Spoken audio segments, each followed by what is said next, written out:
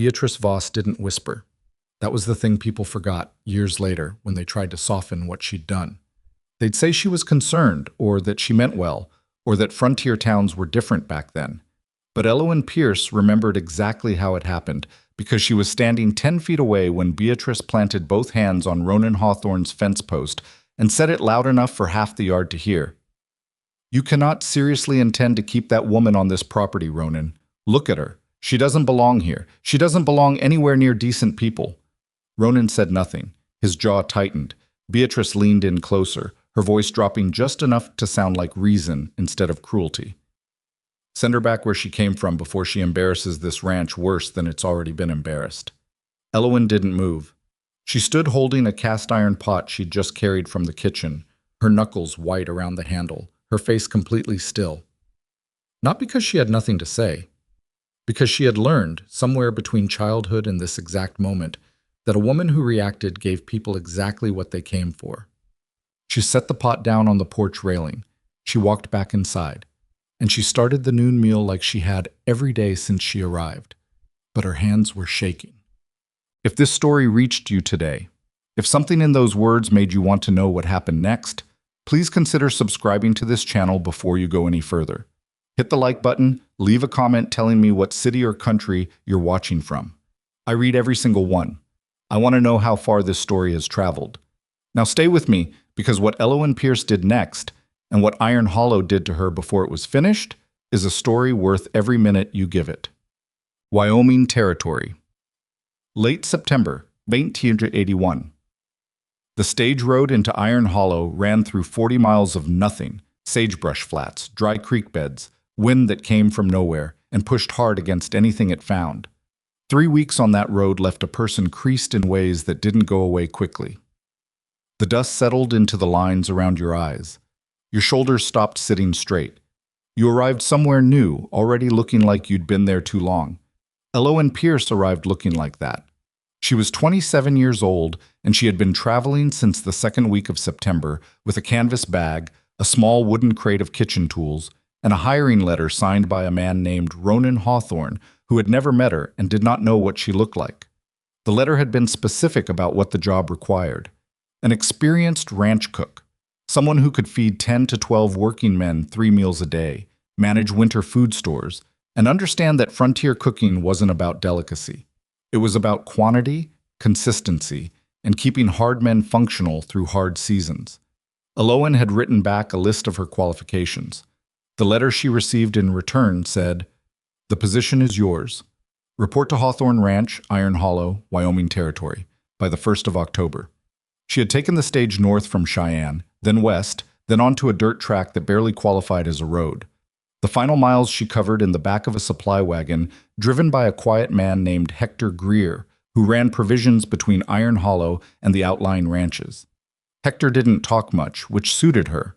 She'd had enough conversation from the other stage passengers to last through winter. Most of it had been about her. Not to her. About her. That particular kind of conversation that happens at half volume when someone assumes the subject can't hear well enough or doesn't matter enough to overhear. A woman sitting 2 seats forward had spent the better part of an afternoon describing to her companion, in measured, careful tones, how some women simply weren't suited to frontier life. Not built for it, she said, with a little laugh that was meant to sound like common sense. Elowen had looked out the window the entire time.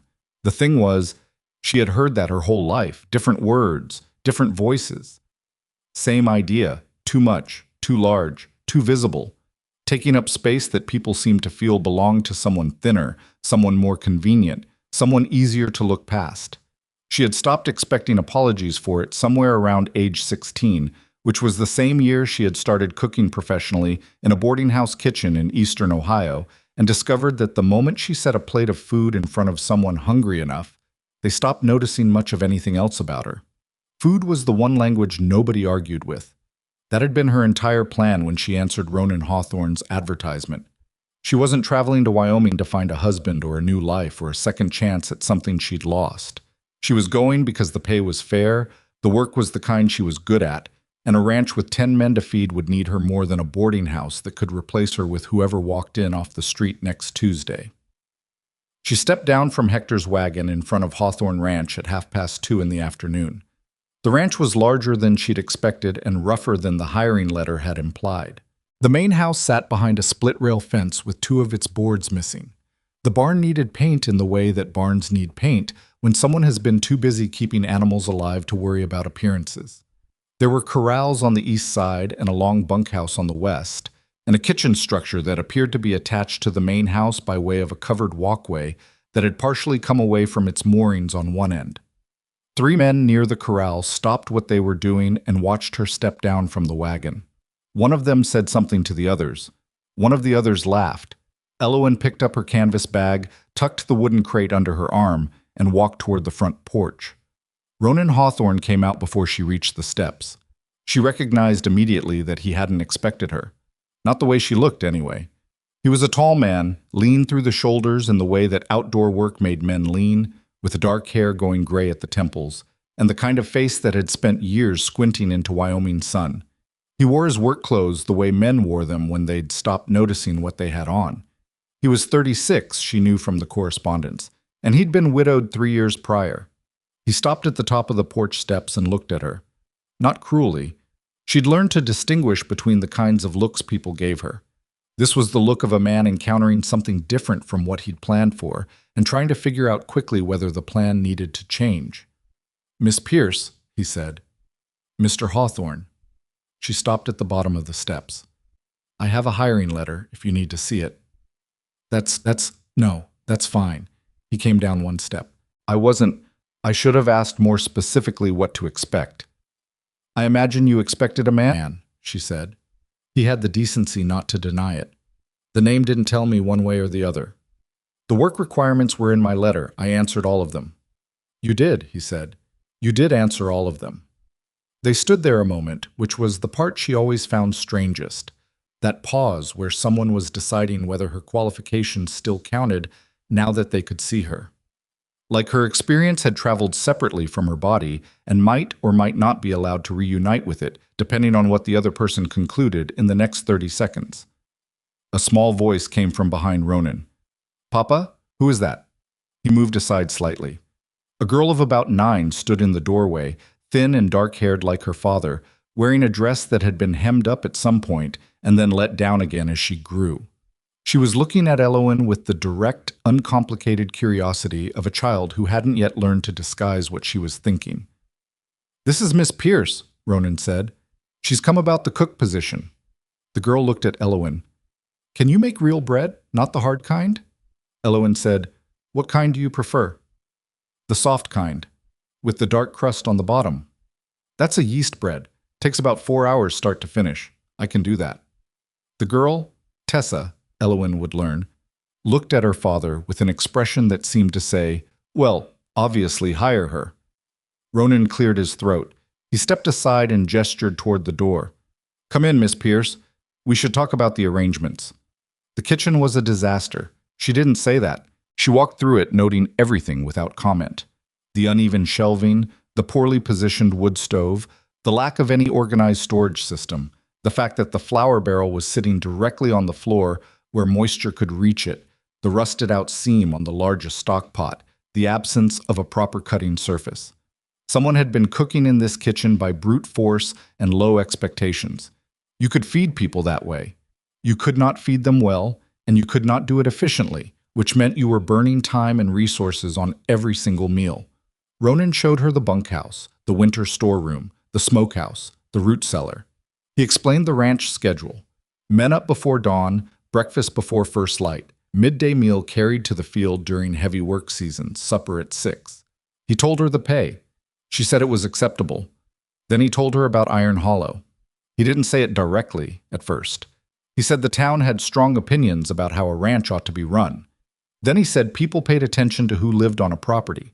Then he finally said what he meant, which was that an unmarried woman living among 10 cowboys on an isolated ranch was going to generate talk.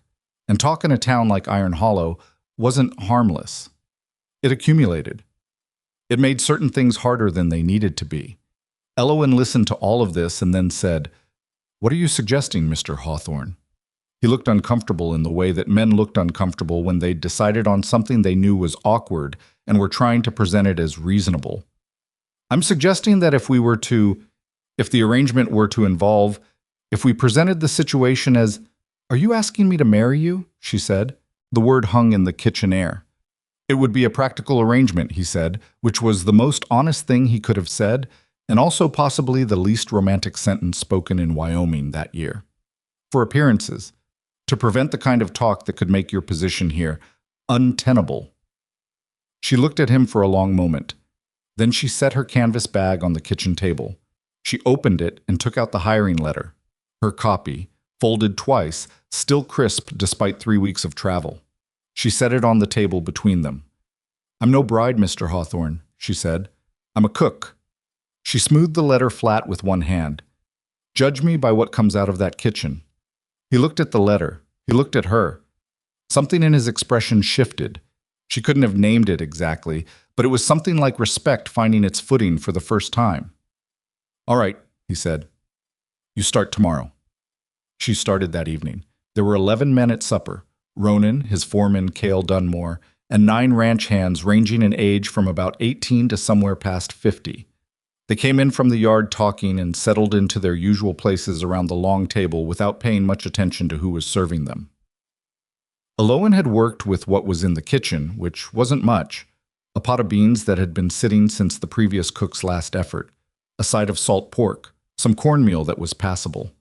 She reworked the beans with what she found: a dried onion, some salt pork drippings, a dash of vinegar for brightness, pepper, and thyme. She made cornbread in the cast-iron skillet, real cornbread with a crisp bottom, not the pale flat things someone had apparently been passing off as cornbread for the past several months based on the state of the skillet. The table went quiet about 4 minutes into supper. Not the quiet of dissatisfaction, the quiet of men who were eating something better than they'd expected and didn't want to interrupt it with talking. A man named Burl Jessup, broad as a barn door and apparently the most senior of the hands, looked up from his plate. He had the face of someone who'd formed an opinion about her the moment she walked in and wasn't inclined to revise it quickly. "Who made this?" he said. "I did," Elowen said from the kitchen doorway. "With what?" he said. We had beans." "You still have beans," she said. "I just cooked them differently." He looked back at his plate. He ate another spoonful. He didn't say anything else, which she understood was the closest thing to a compliment she was likely to get from Burl Jessup for some time.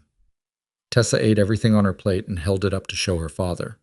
Ronan looked at his daughter's empty plate and then toward the kitchen doorway, and his expression did the same thing it had done earlier. That small, quiet readjustment of something he hadn't been expecting. The trouble started the next morning, not at the ranch. The ranch was fine, or at least was fine in the particular way that places are fine when people are still figuring out whether they're going to have a problem with you. The trouble came from Iron Hollow, and it came in the form of a woman who had apparently been told by Sunset the previous day that Ronan Hawthorne had hired a female cook. Beatrice Voss was somewhere in her mid-50s, well-dressed in the frontier sense, which meant she wore clothes that were newer and better maintained than most people's. She ran the town's general moral accounting, who was behaving correctly, who was embarrassing the community, what standards a respectable frontier settlement was obligated to uphold. She'd been doing this long enough that most people had stopped questioning her authority to do it, which meant the authority had essentially become real.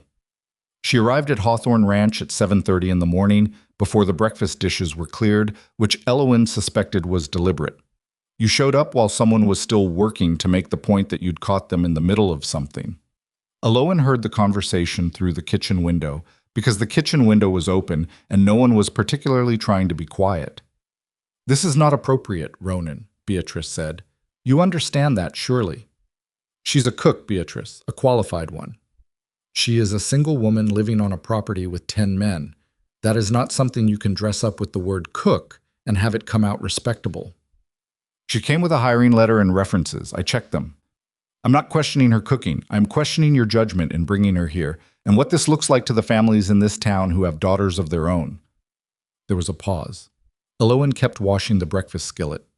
"What would you have me do?" Ronan said. "I need a cook.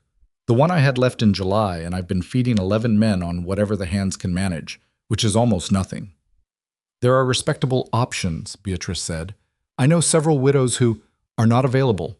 I looked. I advertised. She answered, she's qualified and she's here. Another pause. Longer this time. Then you deal with whatever comes from it, Beatrice said, because something will. She left. Elowen set the skillet on the drying rack and picked up the next one. Cale Dunmore was standing in the kitchen doorway. He was the foreman, maybe 40, weathered face, careful eyes. He'd watched everything that morning without saying much. She's not going to let it go, he said. I know, Elowen said. She's got real pull in this town. I understand. You're not worried? Elowen thought about that honestly for a moment. I'm worried about whether the stockpot can be salvaged or whether I need to ask Mr. Hawthorne for a new one. The rust is in the seam. Cale looked at her for a moment. Then something at the edge of his face shifted. Not quite a smile, but something adjacent to it. I'll tell him about the pot, he said. Beatrice's prediction turned out to be accurate in every direction except one. Something did come from it. She was right about that. But she had imagined it arriving in the form of scandal. What actually arrived was something more complicated and harder to dismiss. The talk spread through Iron Hollow by the end of the first week. A plus-size woman, people said. Unmarried. Living out there among all those men. What kind of woman does that? What does it say about Ronan Hawthorne that he'd allow it? What does it say about the ranch? What it actually said about the ranch, by the end of the second week, was that the men working there were better fed than they'd been in a year and looked it. That Hawthorne Ranch hands who'd been dragging themselves into town on Saturdays looking exhausted were now standing straighter and had more to say for themselves. That the ranch's morning schedule had tightened up because breakfast was reliable now, and men who'd been starting the day half hungry were starting it fed. Burl Jessup, who had been the most vocal skeptic among the hands, now arrived in at the kitchen door 5 minutes before every meal and stood there not quite asking if there was anything he could carry. He didn't know he was doing it, Elowen thought, or he knew and had decided it didn't count as approval as long as he didn't say it out loud. The younger hands, 2 of them were barely 20, a pair named Dix and Corbett, who'd come up from New Mexico together, had stopped making jokes about her within 4 days of her arrival. This happened the morning she caught them laughing about something in the yard, waited for them to come in for breakfast, and set plates of food in front of them that were significantly smaller than everyone else's. That's all? Dick said. That's all, she said pleasantly. He looked at his plate. He looked at Corbett's equally modest plate. He looked at Burl's plate, which was normal-sized. How come big appetites, she said, for men who've been working since dawn. For men who've been standing in the yard laughing, I find smaller portions appropriate. There was a moment of profound silence around the table. Then Burl Jessup made a sound that was the Frontier Ranch equivalent of a suppressed laugh, which came out as a sharp cough that he immediately covered with a drink of coffee. Dix and Corbett did not make jokes about her again. They also, eventually, became 2 of the more useful sets of hands she had at the ranch, running messages, hauling supplies, doing the heavy moving work in the storeroom without being asked, because they'd learned quickly that being on Elowen Pierce's good side was a better place to be than the alternative. It was Tessa who changed everything else. The girl had been quiet the way children were quiet when they'd been handling their grief by themselves for too long. Her mother had died 3 years earlier. Influenza, Cale told her, short and brutal. And Tessa had gone from being a child who apparently filled every room she walked into to being a child who moved through the house like she was trying not to take up too much space. She ate what was put in front of her. She did her lessons. She stayed out of the way of the ranch hands. She began appearing in the kitchen doorway on Elowen's 3rd morning, not asking anything, just watching. Elowen didn't make a performance of noticing her. She just said, without turning from the stove, "The bread dough needs folding if you want to help." Tessa came in. She wasn't good at it the first time. The dough was too tacky and she got frustrated and got flour all down the front of her dress and said a word that she'd clearly learned from the ranch hands and then looked horrified at herself. "That's a bunkhouse word," Elowen said. "I know," Tessa said miserably. "Don't repeat it inside the house and we'll pretend it didn't happen." Tessa looked at her. Then she started laughing. A real laugh, a surprised one, the kind that came out before someone could decide whether it was appropriate. It was the first time Elowen had heard her laugh. She suspected from the way Cale looked over from the doorway that it was the first time any of them had heard it in a while. After that, Tessa was in the kitchen every morning that her lessons allowed. She learned to fold bread dough without losing her temper. She learned to keep a stock pot simmering without letting it boil over. She learned why you added vinegar to certain things and why you didn't add it to others. And she absorbed all of this information with the focused intensity of someone who had found something she was actually interested in and didn't want to waste a minute of it. Ronan noticed. He said nothing about it directly. He wasn't a man who said things directly unless he absolutely had to. But he started taking his morning coffee in the kitchen doorway, more often than he used to. Watching his daughter explain to one of the younger hands why you didn't crowd the pan when you were searing meat, as if she hadn't learned it herself 11 days ago. He said to Elowen once quietly, "She hasn't laughed like that since," and then stopped. "She's a good learner," Elowen said. "Yes," he said, "she is." He took his coffee and went back to work. And neither of them said anything more about it, which was maybe the right choice. In the 4th week, Elowen found the account books. She wasn't looking for them.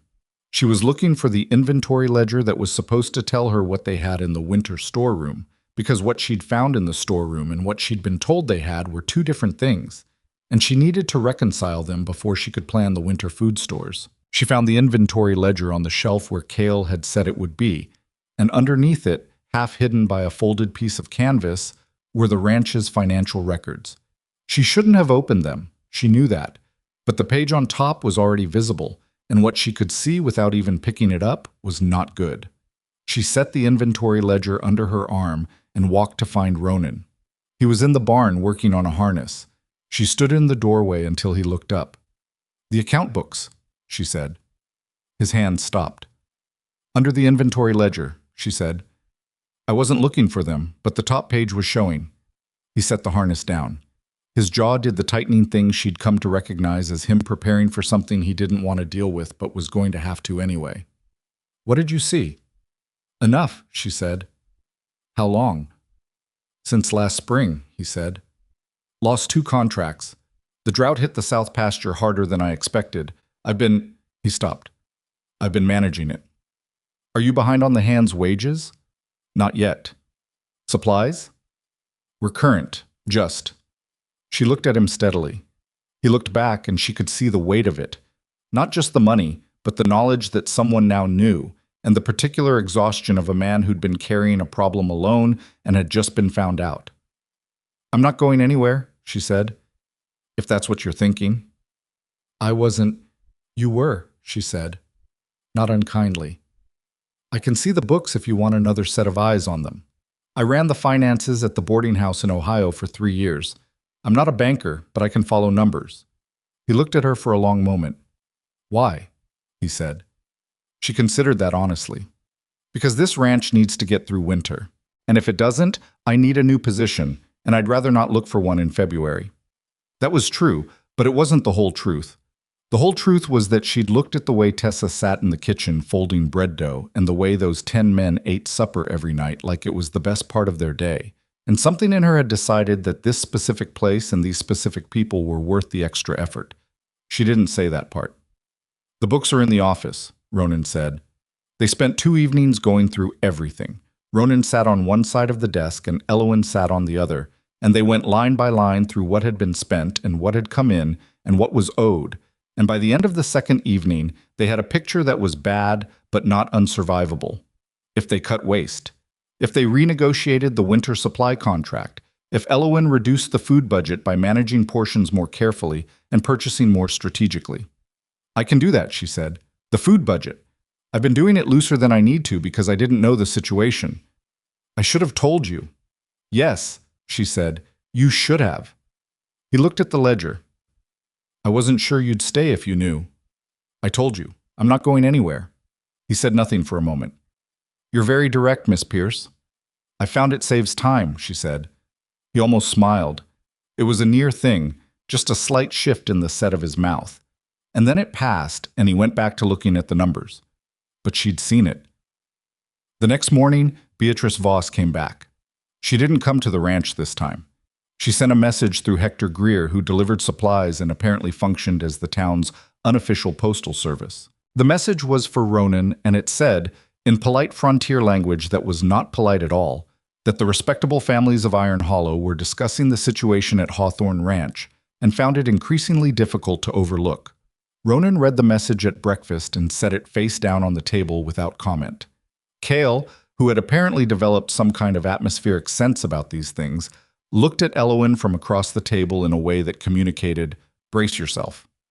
3 days later, Beatrice escalated. She didn't come in person. She came in the form of 3 women from the Iron Hollow Ladies' Auxiliary who appeared at the front gate on a Tuesday morning with a covered dish and expressions of concerned friendliness that were working very hard to disguise something less friendly underneath. Ronan wasn't there. He'd gone out to the north pasture before dawn and wouldn't be back until afternoon. Elowen met them at the gate. "We've brought something for the household," the first woman said. Her name was Mrs. Calloway. She had the permanently compressed look of someone who was perpetually disappointed by her surroundings. "A welcoming gesture?" "That's kind," Elowen said. "We wanted to speak with Mr. Hawthorne. He's not available. I'm happy to take a message." Mrs. Calloway looked at the other 2 women. "We were hoping to discuss the arrangement, for the sake of the household's standing in the community." "The arrangement," Elowen said. "Your employment here. We understand Mr. Hawthorne may not fully appreciate the way it appears." "I think Mr. Hawthorne appreciates it quite well," Elowen said. He considered it carefully before making his decision. "But from the town's perspective—" "I make breakfast at 4:30 in the morning," Elowen said. "I run a kitchen that feeds 11 men and manages winter food stores for this entire property. I keep accounts.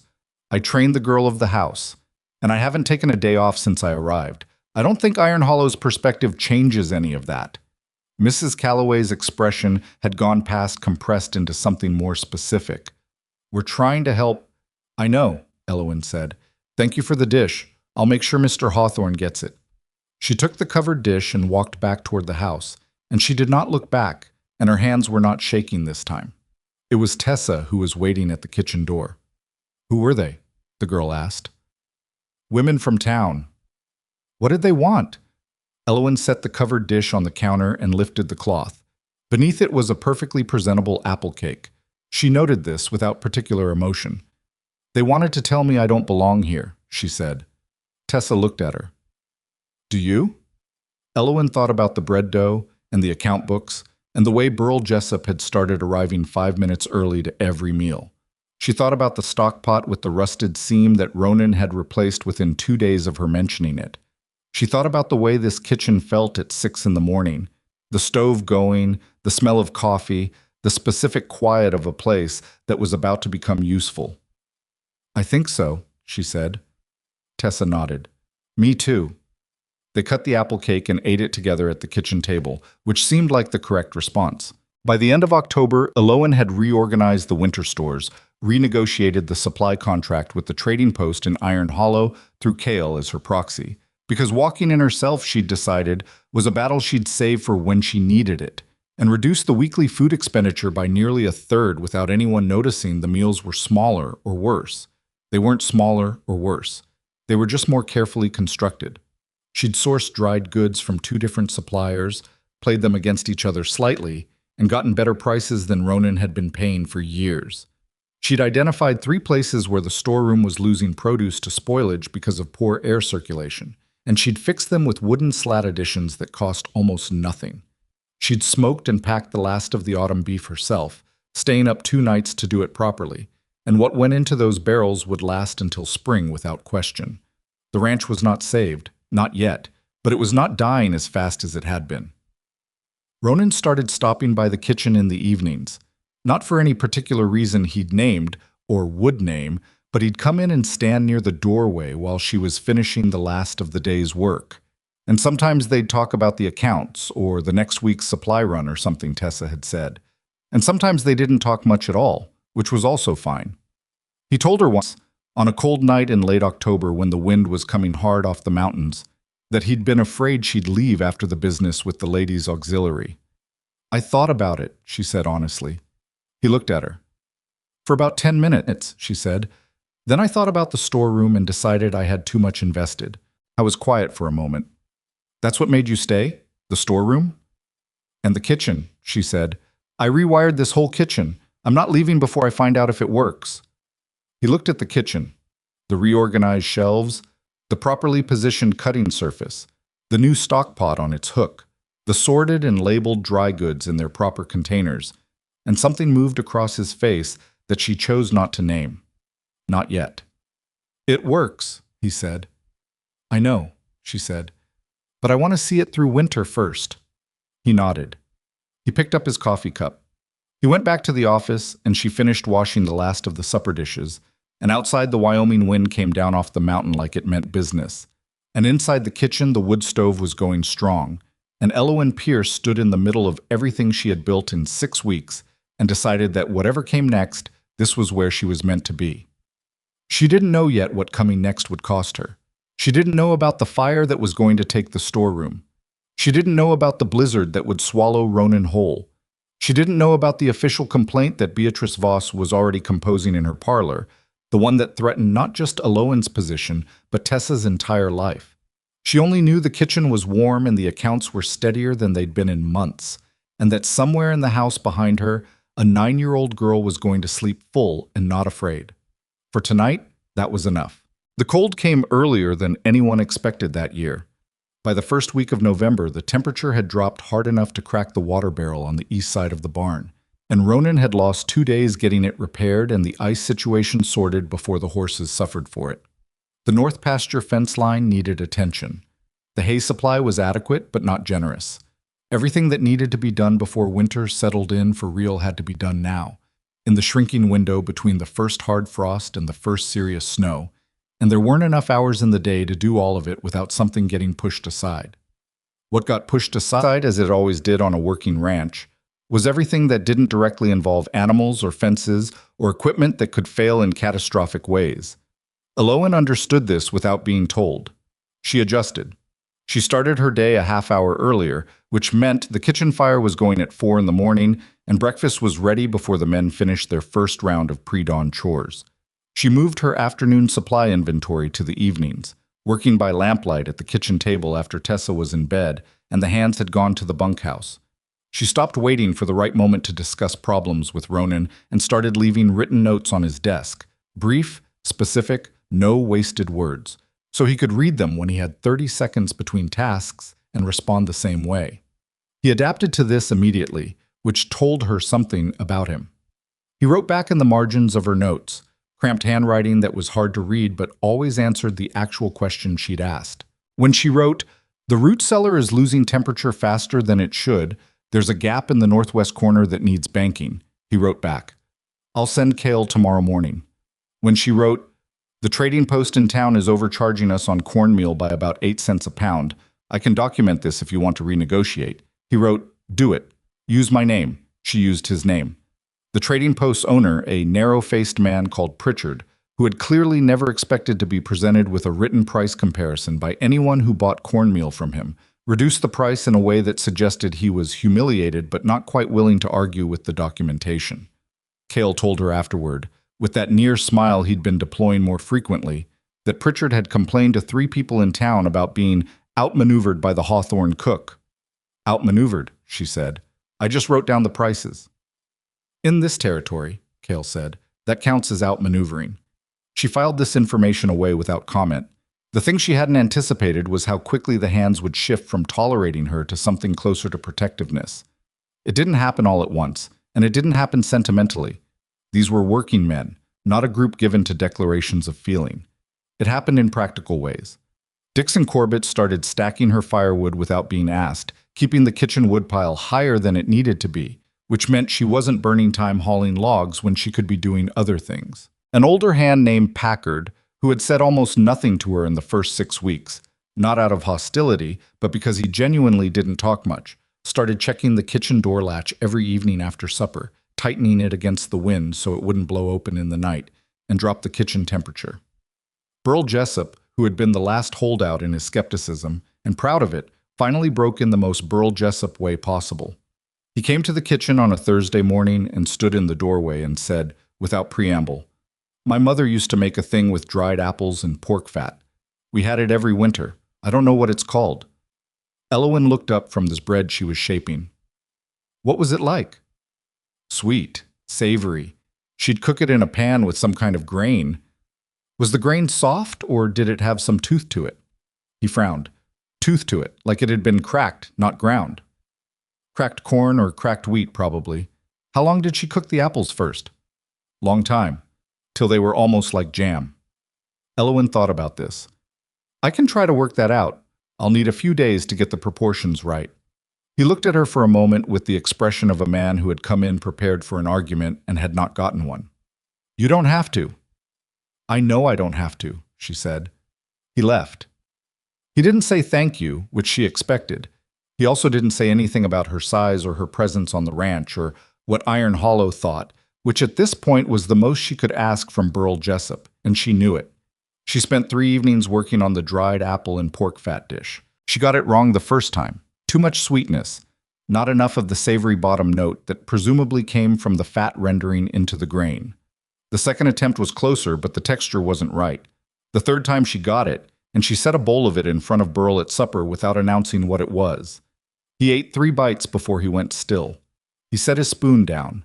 He looked at his bowl. He picked the spoon back up and ate the rest of it without looking at anything or anyone. At the end of supper, he brought his bowl to the kitchen, which none of the hands did. They left their dishes on the table and Elowen cleared them, and set it on the counter near the basin. That was it, he said. He didn't look at her when he said it. I'm glad, she said. He went back to the bunkhouse, and that was the end of Burl Jessup's skepticism, though neither of them ever said so directly. The cooking competition came up in early November, which was when Elowen first heard about it. Tessa mentioned it at the kitchen table during a morning lesson. She'd been doing her reading at the table. Elowen had started supplementing whatever lessons the girl received from her father and a part-time teacher who came out from town twice a week, mostly because Tessa asked questions that the twice-a-week teacher apparently found inconvenient and Elowen found interesting. Mrs. Voss runs the cooking competition, Tessa said, not looking up from her reader. Every year in the church hall, the winner gets a blue ribbon and Mrs. Voss puts their name in the town paper. Is that so? Elowen said. She's won it 4 years in a row, or her friend Mrs. Calloway has. One of them always wins. Tessa turned a page. People say it's because Mrs. Voss picks the judges. People say a lot of things. Dick says you could win it easy. Tessa looked up. He told Corbett you make better food than anyone he's ever eaten anywhere, including his grandmother, but he'd never say it where you could hear him because then you'd know he liked your cooking and you'd use it against him. Elowen kept her face neutral. Dick said that. I might have been outside the bunkhouse window, Tessa said, with perfect composure, for reasons unrelated to listening to what the hands were saying.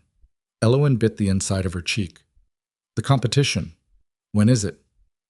3 weeks. They do it before the real cold comes. It's a big event. Tessa paused. Mrs. Voss told Mrs. Calloway last week that it would be a shame if anyone entered who hadn't been a part of this community long enough to understand its values. She said this last part in a very deliberate, careful tone that suggested she was quoting something she'd memorized. And how did you hear that? The ladies' auxiliary meets in the hall next to the post office, Tessa said, and the windows are not particularly well fitted. Elowen looked at this 9-year-old child for a moment. You should not be standing outside buildings listening to adult conversations. No, Tessa agreed. I shouldn't. They looked at each other. I'm going to enter the competition, Elowen said. Tessa's face broke into the kind of smile she reserved for things she'd been hoping would happen. I'll help you practice, she told Ronan that evening. He was at his desk, and she stopped in the doorway of the office, which was as far as she usually went. She considered the office his space and the kitchen hers, and they'd both navigated this without discussing it. I'm entering the town cooking competition, she said. He looked up from the papers he was working on. Beatrice runs that. I know. She picks the judges. I've heard. He looked at her steadily. Why? She thought about how to answer that. The honest answer was complicated. It was partly because Beatrice Voss had made her feel like a problem to be managed rather than a person to be dealt with. And Elowen had spent enough of her life being someone's inconvenience that she was not inclined to accommodate it anymore. But it was also because she had spent 3 months feeding this ranch, and she was tired of the town's opinion existing in a separate world from reality, and a cooking competition was a specific, definable arena where reality had a chance of winning. Because I'm good at this, she said, and I'm tired of people in this town assuming I'm not. Ronan said after a moment, "You'll need to go into town to register." "Yes. I'll come with you." She looked at him. "You don't have to do that." "I know," he said. "I'll come with you." She didn't argue. The following Saturday, they drove into Iron Hollow together in the ranch wagon, which generated the exact quality of attention she'd expected. People noticing, people nudging each other, the particular shift in the air of a small town when something is happening that everyone will have an opinion about later. She registered at the town hall while Ronan stood slightly behind her in the way that managed to be present without being obtrusive. The woman taking registrations, young, nervous, clearly aware of what Beatrice was going to say when she found out, wrote Elowen's name in the ledger with her eyes down and her handwriting very small. Beatrice found out within the hour. She appeared in the doorway of the trading post where they were picking up a supply order, and she looked at Elowen with an expression that had passed through surprise and landed on something colder. "Miss Pierce," she said, "Mrs. Voss? I understand you've registered for the community competition." "I have." Beatrice's eyes moved to Ronan. Something complicated passed between them. The look of two people who'd known each other a long time and had moved past politeness into whatever came after. "Ronan, you're sure about this?" "She makes her own decisions," Ronan said. "I'm speaking about your decision to—" "She makes her own decisions," he said again, and his voice was perfectly flat in the way that meant he was done with the conversation. Beatrice looked at Elowen for a long moment. "The community will be watching very closely, Miss Pierce. I hope you understand that." "That's generally how competitions work," Elowen said. "The community watches." Beatrice left. Ronan picked up the supply crate and carried it to the wagon without commenting, but she could see the set of his shoulders and she understood that he was working through something. Not anger exactly, but the particular tension of a man who'd held his tongue when he'd wanted to say something considerably less measured. When they were back on the road out of town, he finally said, "She's going to stack it against you." "I know. Whatever you bring, it needs to be undeniable, something they can't dismiss no matter how they want to." She'd been thinking about this for 2 weeks. The temptation was to bring something elaborate, a dish that showed technique, a presentation that impressed visually, something that announced itself loudly.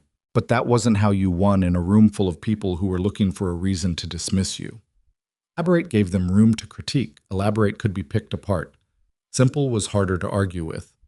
"I'm bringing beef stew and bread," she said. He glanced at her sideways. "That's it?" "The stew I'll start 2 days before, the bread day of. You can judge a cook by their stew and their bread better than anything else. Those are the things a frontier kitchen has to do every day. If they're done right, there's nothing to argue with." He was quiet for a moment. "And if they argue anyway?" "Then they were always going to argue," she said, "and at least I'll know the food was right." The competition hall was packed. This was Iron Hollow's main social event of the pre-winter season, and that meant not just the town families but hands from the surrounding ranches, traveling merchants who happened to be in the area, a territorial surveyor and his assistant who were passing through.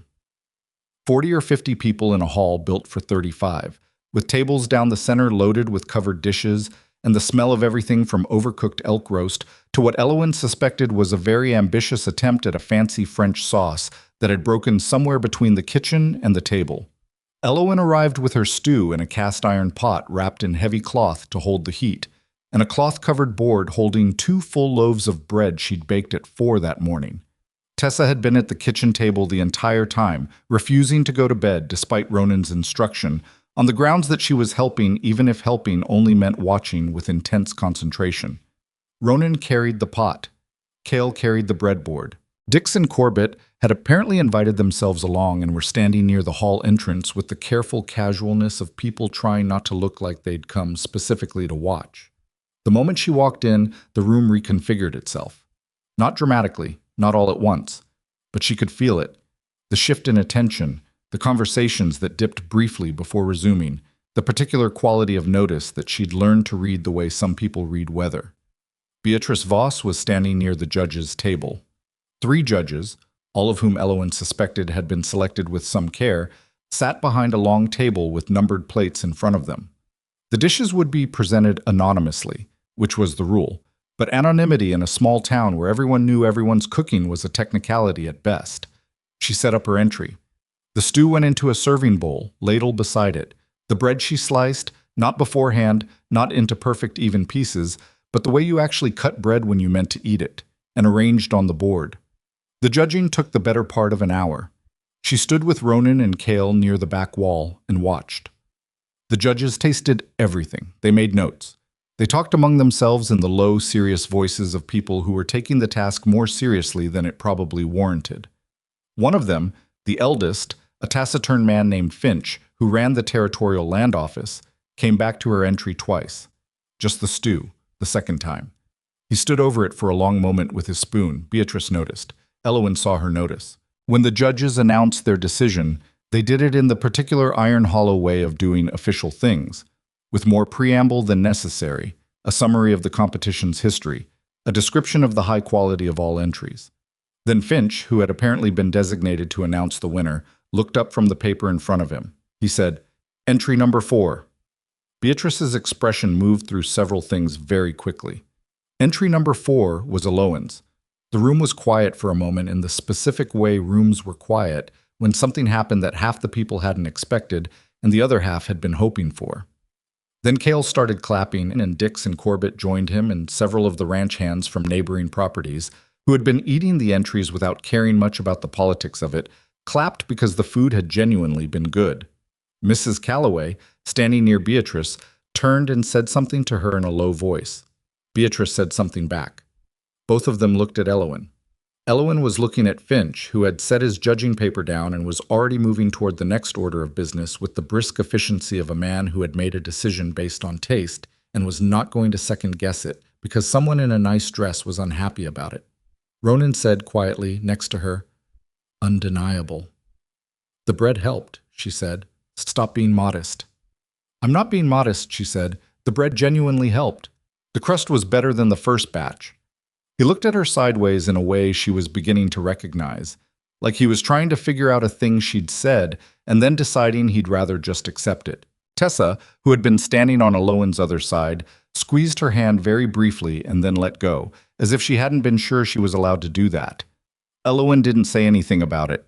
The aftermath of the competition was where Iron Hollow started to change, and it did not change cleanly. The people who'd come planning to dismiss her had eaten her stew and couldn't honestly pretend it wasn't exceptional. The social mathematics of this were awkward. Several women who'd been cool or avoidant came to ask her, in carefully indirect ways, about her method, the spice balance in the stew, the particular quality of the bread crust, things specific enough that she knew they'd paid attention. She answered their questions directly, without making anything of the fact that they were asking, which seemed to be the right approach because most of them relaxed after the first minute of conversation. Not everyone relaxed. There were a few who hardened instead, as if her winning had been a personal insult rather than a cook doing her job well. She cataloged these people without resentment. You learned early, in a life like hers, that some doors didn't open no matter what you did, and spending energy trying to open them was energy you didn't have for the doors that actually moved. Beatrice was in a category of her own. She didn't say anything to Elowen directly after the competition. She left the hall shortly after the announcement, which was itself a statement. But 3 days later, a story appeared. Not in the town paper, which required facts and a printer with opinions, but in the particular oral circulation of small-town life, the story that moved from parlor to general store to church step without ever requiring anyone to have started it deliberately. The story was that Elowen Pierce had an unclear background, that the boarding house she'd worked at in Ohio had closed under circumstances that weren't entirely explained, that a woman who traveled alone across 3 states to work on a men's ranch was probably not doing so for purely professional reasons. None of it was specific enough to disprove. All of it was vague enough to stick. Cale told Elowen about it on a Wednesday, not because he wanted to, but because he felt she should know. He told her the same way he told her other things that needed to be communicated, plainly, without embellishment, in the kitchen doorway while she was working. She kept working while he talked. When he was done, she said, "How many people have heard it?" "Hard to say. Enough." "Is anyone at the ranch treating me differently because of it?" "No," he said. "Not one." "Then it's a problem for later," she said. "Right now I need you to tell me if the smokehouse temperature held last night. Because I'm not sure about the seal on the lower chamber. He looked at her. You're not going to... Not going to what? Get upset? I'm not upset. I just have 11 men to feed and a smokehouse to worry about. He paused. The seal's fine. I checked it this morning. Good. Thank you. He stayed in the doorway a moment. It's not right what she's doing. No, Elowen said. It's not. But being not right doesn't stop it from happening. She looked at him. Thank you for telling me, Cale. I mean that. He nodded and went back to work, and she went back to the stove, and the morning continued. What Beatrice had not anticipated, what she couldn't have anticipated, because she'd been watching Elowen from the outside the whole time, was that the people who mattered most at Hawthorne Ranch had by now watched Elowen from the inside for months. They'd watched her when things went wrong and when things went right. They'd watched her handle the ladies' auxiliary visit and the trading post negotiation and the account books and Burl Jessup's grief about his mother's cooking. They'd watched Tessa learn to fold bread dough and stop moving through the house like she was trying to disappear. The story about Elowen's unclear background reached the ranch hands through the same channels it reached everyone else, and the response from the men at Hawthorne Ranch was, collectively, a kind of indifferent contempt for the source that expressed itself in the specific way ranch hand culture expressed things. Nobody said much about it openly, but the next morning, Dix's woodpile contribution to the kitchen was about 30% larger than usual, and Packard tightened the kitchen door latch with particular thoroughness, and Burl Jessup sat down to breakfast and said, without looking at anyone, "That woman in town's got nothing better to do than make up stories about decent people, apparently," and then ate his breakfast without further comment, and nobody disagreed. Ronan said nothing for 3 days. She knew he'd heard it because she could see it in the set of his jaw, that tightening she'd learned to read. He was working through something. She let him work through it. On the 4th day, he came to the kitchen in the evening while she was doing the final accounts for the week and sat down across from her at the kitchen table. He didn't have coffee. He just sat. "I want to address it," he said, publicly. She looked at him. "What does that mean?" "It means I want to say something in town, to Finch or Hector or wherever it would be heard, that you are here in a professional capacity, that your record is clear, that anyone suggesting otherwise is..." "Ronan," he stopped. "If you defend me publicly right now," she said carefully, "it will look like exactly what she wants it to look like. It'll look like a man trying to manage a situation. It'll give her story more surface to stick to." He didn't like this. She could see that. "So I do nothing." "You do what you've been doing. You treat me professionally and you let the work speak." She paused. "The work will speak. It just takes longer than we'd like."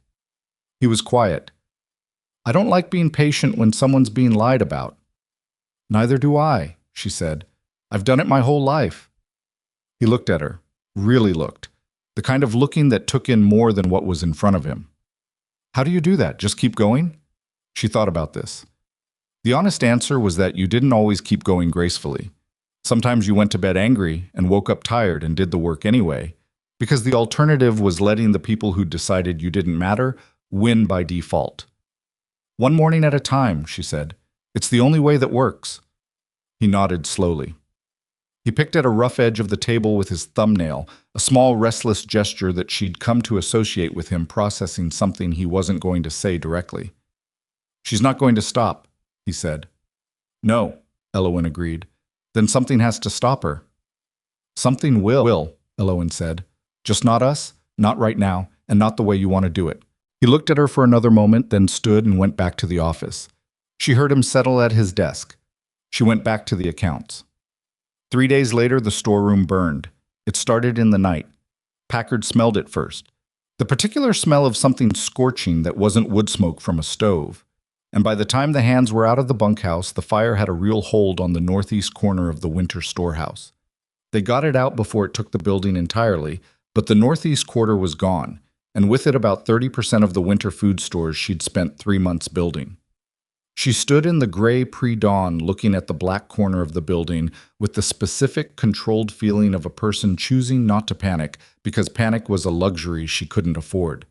Cale was standing beside her. "Could have been worse." "Could have been," she said. "It wasn't deliberate," he said. "There was a mouse problem in that corner. They got into the lamp oil storage." She absorbed this. A mouse problem. Not Beatrice Voss, not any of the people she'd briefly and unkindly considered in the first 5 minutes after waking. A mouse. The things that undid you were almost never the things you were watching for. Ronan came and stood on her other side. He was looking at the damage with the calculating look of a man who was running numbers in his head. "How bad?" he said. "Need an inventory to give you an exact figure," she said. "But off memory, we're missing the bulk of the smoked pork, most of the dried corn reserves, and about half the grain. The root vegetable cellar was in the southwest corner. That's intact. The dried beans are okay. The preserved goods were mostly intact. What do we need to replace?" "More than we can afford in one purchase," she said, "but I have some ideas about how to spread it." She spent the next 2 days rebuilding the supply plan. It was harder than the first version. They had less money to work with, the season was later, and some items were no longer available in the quantities she needed from local sources. She wrote letters to suppliers in Cheyenne. She bartered with 2 neighboring ranches, canned goods and preserved fruit in exchange for grain, arranged through Cale, who had relationships with both foremen. She restructured the winter menu around what remained and what she could realistically obtain, reducing waste to nearly nothing, and building in redundancies so that if one thing ran short, something else could substitute. It wasn't elegant. There were going to be weeks in January and February when the food was monotonous and the men would notice, and some of them would complain about it. She planned for this too, rotating the monotony enough that it never sat the same 2 days in a row, finding ways to add interest to limited ingredients, saving the few luxury items she'd managed to preserve for the worst weeks of the deep cold. She hadn't slept properly since the fire. She was aware of this, but there wasn't a solution to it until the problem was solved, so she kept working. Tessa found her in the kitchen at midnight 3 days after the fire, sitting at the table with papers spread around her and a cold cup of coffee at her elbow. "You're supposed to be in bed," Elowen said without looking up. "So are you," Tessa said. She came and sat at the table and looked at the papers with the serious expression of a 9-year-old who had decided this was her business too.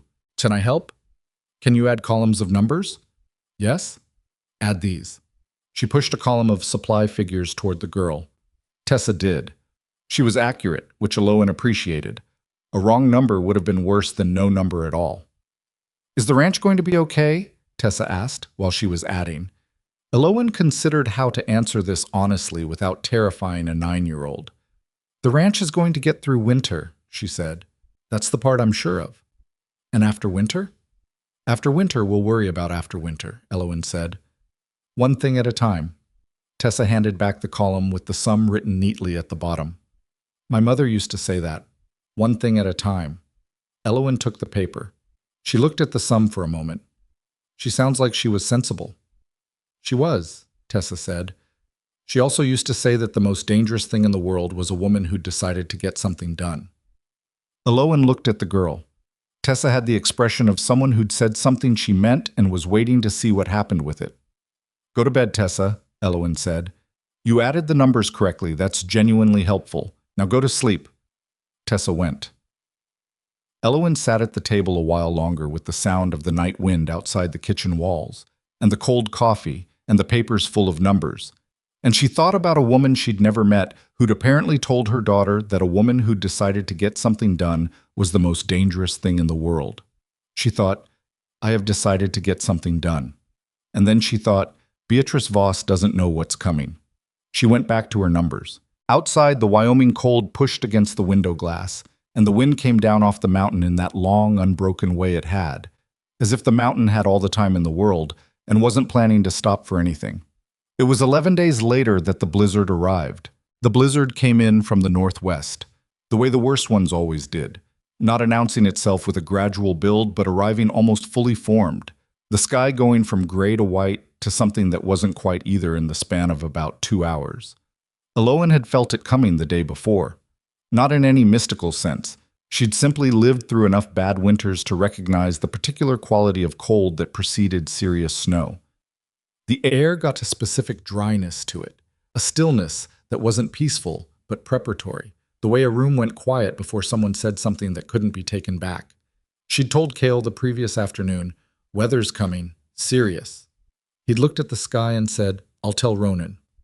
What she hadn't known, what nobody had known, because the nature of that kind of weather was that it moved faster than information, was that Ronan had already decided that morning to ride the north fence line before the cold settled in. The north pasture fence had been losing post to soft ground all autumn, and if it wasn't checked and reinforced before a real freeze, they'd spend the first weeks of deep winter repairing it in conditions that made the work 3 times harder. He'd taken 3 hands with him, Packard, and 2 others named Vetch and Alderman, both quiet men who had been at the ranch longer than anyone except Cale. They'd left at first light. By noon, the snow was coming sideways. Elowen stood at the kitchen window and looked at the wall of white beyond the yard and felt something cold that had nothing to do with the temperature outside. Cale came in at noon, snow packed into the creases of his coat, his face the particular tight expression of a man who is managing his own worry carefully. "They're not back," he said. "I know," she said. "How long to the north fence line?" "In good conditions. 2 hours out. Maybe less." "And in this?" He didn't answer, which was an answer. Tessa was at the kitchen table doing her lesson work. She had gone very still in the way children went still when they understood that the adults in the room were scared and were trying not to show it. "Is Papa coming back?" she said. "Yes," Elowen said. She said it firmly, not soothingly, which was important. Soothingly would have told Tessa everything she needed to know about how bad it actually was. "He knows this land. He'll have found somewhere to wait it out." "Where?" Tessa said. This was the question. This was the question Elowen had been turning over since she looked out the window at the arriving white, pulling at everything she knew about this property and the land around it, which was more than people gave her credit for. In 4 months, she had walked every inch of the ranch yard, both supply routes to town, the track to the south pasture, the creek line. She'd asked Cale questions because she wanted to understand the geography of the place she was feeding people through, how far the water sources were, where the terrain provided shelter, where a person on horseback could find protection if they needed it suddenly. She'd asked about the north pasture specifically, weeks ago, because of the fence work Ronan kept mentioning. She'd asked because she was trying to understand how long a supply run to that part of the property took, and whether it could be combined with other tasks in the same trip. Cale had told her the north fence line runs along the high ridge. Below it, on the western slope, there's a depression, a natural hollow, maybe 40 feet across, surrounded on 3 sides by a rock formation and a stand of old pine. The hands called it the kettle. In bad weather, animals drifted toward it naturally because the formation broke the wind from the northwest. Elowen had filed this information in the same place she filed everything. The useful mental inventory of a person whose job required knowing what was available and where it was. She said to Cale, "The kettle." He looked at her. "Below the north ridge, west slope. You told me about it. Animals drift there in bad weather because the rock formation breaks the wind from the northwest. If Ronan was on the fence line when this came in, and he knew he couldn't make it back, he'd look for shelter. Where would an experienced man go?" Cale was quiet for a moment. "He knows the kettle," he said slowly. "He sheltered there before with livestock. But it's a specific read of the terrain. You have to know to go west when everything in your instincts tells you to head south toward the ranch." "Does Ronan know to go west?" "Yes," Cale said. "He does. He's the one who told me about the kettle in the first place." "Then that's where they are," Elowen said, "or where they're trying to be." She was already moving, to the supply room, to the warming stove, to the places where the emergency supplies were organized, which she had reorganized after the fire with exactly this kind of situation in mind, because she had understood from her first week here that a frontier winter didn't ask permission before it became an emergency. Blankets, the heaviest ones. Dry clothes and oilcloth wrapping. The flat-bottomed coffee pot that could be heated over a fire without needing a proper surface. Pre-ground coffee that would make something drinkable in bad conditions. The frostbite kit she'd assembled in October. Willow bark, clean cloth strips. A bottle of the horse liniment that the ranch medic 2 towns over had told Cale was also effective on human extremities if you were desperate. Dried meat, hardtack, a square of pemmican that she'd made herself in November from a recipe she'd gotten from a trapper who'd stopped at the ranch for a meal. She was moving fast but not frantically, and Tessa was watching her with the focused attention of a child cataloging everything. "What are you doing?" Tessa asked. "Preparing a rescue kit," Elowen said. "Because when your father gets found, He's going to be cold, and he's going to need these things. When he gets found, Tessa said. Not a question. A repeat of the words testing their weight. When? Elowen said. She looked at the girl. Help me roll these blankets tight as you can get them. They need to fit in the pack. Tessa came off the bench and started rolling blankets with both hands. The problem was that she couldn't send anyone into that weather without direction. A search party moving blind in a full Wyoming blizzard wasn't a rescue. It was a multiplication of the disaster. She needed men who could move efficiently toward a specific location, not 4 additional people getting lost in the white. She went to the bunkhouse. Dix and Corbett and 3 other hands who had been in from the pasture before the weather came were there, playing cards with the particular restless energy of men who wanted to do something and didn't know what. They looked up when she came in. She said, without preamble, I need 2 volunteers who know this land well enough to navigate north in low visibility. I believe Mr. Hawthorne and the 3 men with him are sheltering in the kettle below the North Ridge. I need men who know where that is and can reach it. There was a brief silence. Then Dick said, I know where the kettle is. Packard showed me in September. Corbett? Elowen said. I know the North Ridge, Corbett said. I've run that fence line 6 times. Can you get there in this? Both of them looked at each other. It was the specific look of 2 people doing an honest assessment of a difficult thing. If we go now, Dick said. If it gets worse than this, no. Then go now, Elowen said. She handed Dix the pack. Everything they'll need is in here. There's a second pack at the kitchen door with food and the coffee pot. She looked at both of them. Don't try to bring them back in this weather. Get to them. Get them what they need. Get them the warmest shelter the kettle can provide, and come back yourself to tell us they're there. They'll move on their own when it breaks enough to move. What if they're not in the kettle? Corbett said. If they're not in the kettle, she said, come back and tell me that too and we'll think again. But I believe they're there. Why? Dick said. Because Ronan Hawthorne has been working this land for 12 years, she said, and the kettle is the right answer. He'll have figured that out the same way I did. Dix picked up the pack. Corbett already had his coat. They went out into the white, and Elowen stood in the bunkhouse doorway watching them go until the snow swallowed them at about 40 feet, and then she went back to the kitchen. Cale was there. He'd been watching from the yard. You sent them to the kettle, he said. Yes. You could be wrong. I could be, she said. If I am, I'll live with it. She looked at him directly. I'm not wrong. He didn't argue. He picked up a mug and poured himself coffee from the pot on the stove and stood there with it, thinking. Tessa was still at the kitchen table. She had finished rolling the blankets and was now sitting with her hands flat on the table, very still. Dix and Corbett are good riders, Elowen said to her. I know, Tessa said. Your father knows that land. I know that too, Tessa said. She looked up. Can you just tell me something true? Not something to make me feel better, something actually true. Elowen pulled out a chair and sat across from her. She thought about what true meant in this situation and what it would cost to say it. True is that I don't know for certain where he is, she said. True is that I think I do know, and I've sent 2 capable men in that direction, and your father is experienced enough to make good choices in bad conditions. True is also that weather like this is dangerous, and I'm not going to pretend it's not. She looked at the girl steadily. But I can also tell you true that I have done everything I can think of to do, and I'm going to keep thinking, and I'm not going to stop until he's back in this kitchen. Tessa looked at her for a long moment. Something in her small face shifted, not relief exactly, but the particular settling of a child who's been given a real answer instead of a comfortable one and has decided a real answer is better. Okay, she said. They waited. The blizzard did not ease in the afternoon. It deepened, the wind coming down in long, sustained pushes that made the main house creak in its joints, the kind of sound you either learned to ignore or drove you toward panic, depending on your disposition. Elowen kept the kitchen stove going hard, which meant the kitchen stayed warm enough and also meant there was food ready. Soup on the back of the stove, bread from the morning, coffee kept hot. She moved between the kitchen and the rest of the house without sitting down, checking the window every 20 minutes. Not because checking changed anything, but because she couldn't help it. The other hand cycled through the kitchen across the afternoon.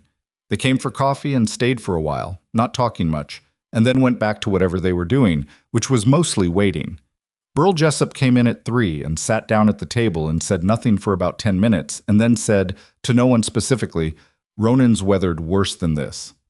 "He has," Cale said. "He'll be in the kettle," Burl said. "If he was anywhere near the north fence when it came in, that's where he'd go." Elowen looked at Burl Jessup. He looked back at her. "You figured that," he said. It wasn't quite a question. "Yes," she said. He nodded once, slowly, in the specific way of a man revising an opinion he should probably have revised earlier.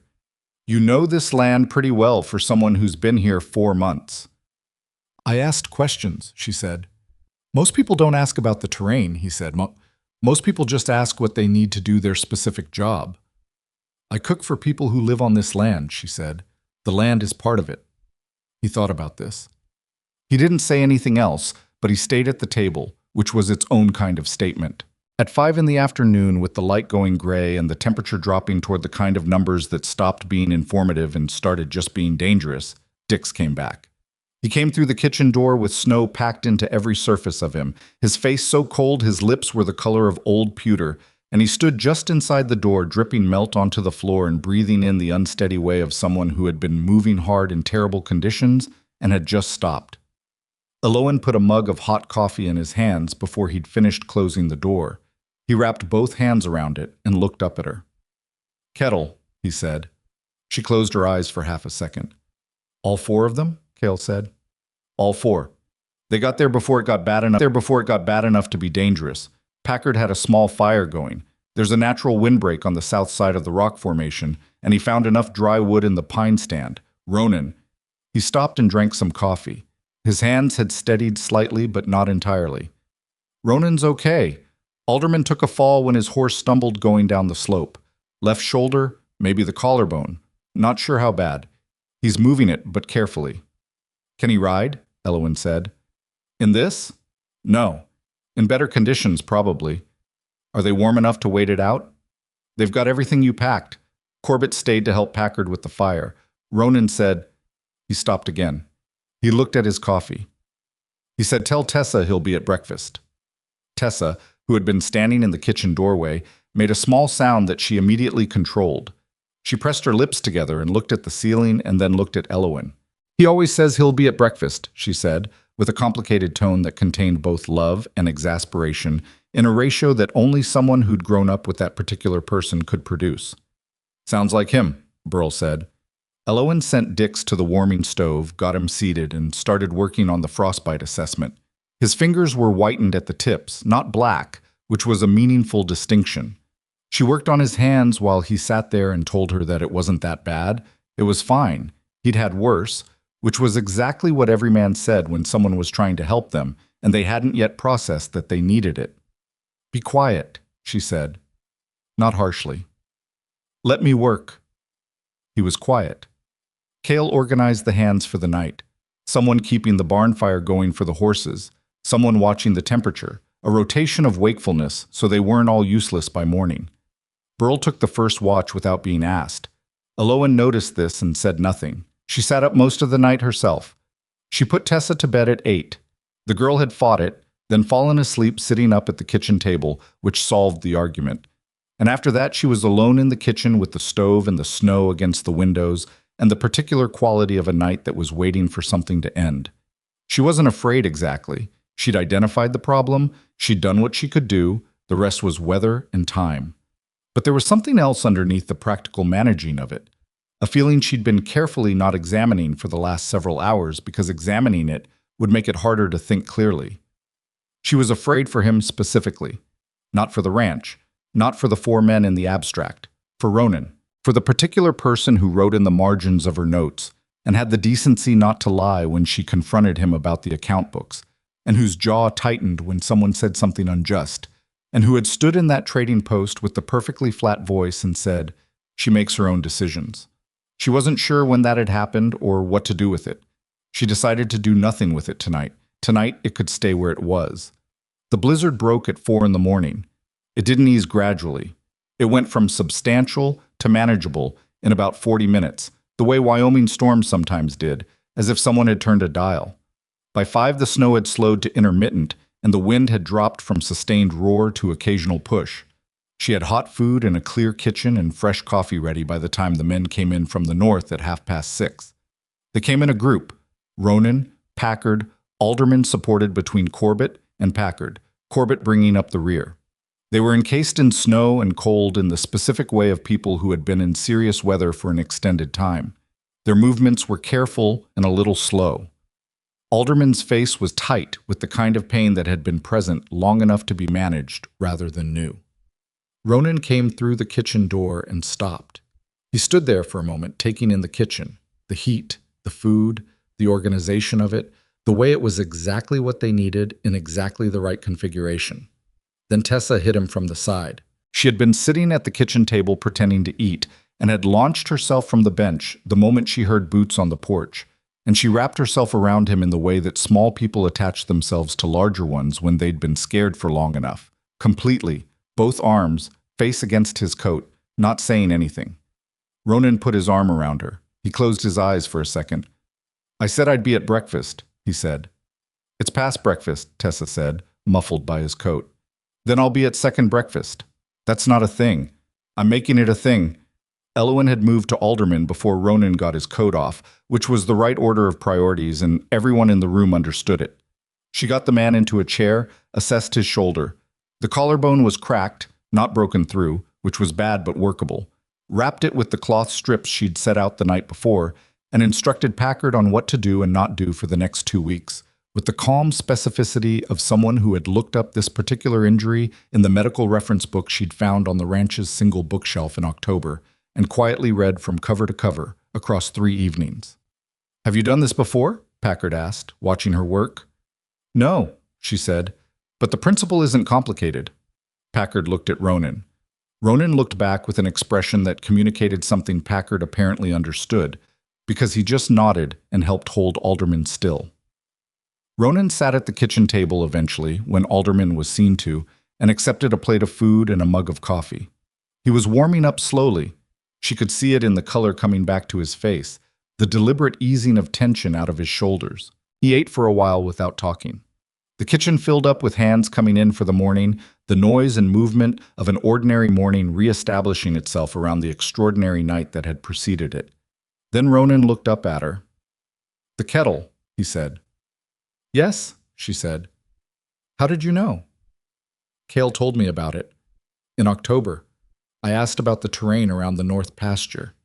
He was looking at her with the expression she'd noticed a few times now, the one she'd decided to call recognition, for lack of a better word. The look of someone encountering a thing they hadn't expected and were still adjusting to. "You asked about the north pasture terrain in October," he said. "I ask about everything," she said. "It's useful." "It is," he said. "It was." He paused. "You sent Dix and Corbett in that weather. I gave them a specific destination and supplies. It's different from sending people blind." Still, he was looking at his coffee now. "You didn't panic." "I panicked a little," she said honestly, "in the first 10 minutes. He looked up. "You didn't show it." "Showing it wasn't useful," she said. "So I didn't." He was quiet for a moment. There was something working behind his eyes, something he was deciding whether to say. She had learned to wait for these moments, not to push them. "Thank you," he said. He said it plainly, without qualification, the way he said things when he meant them most directly. "For Tessa. And for this."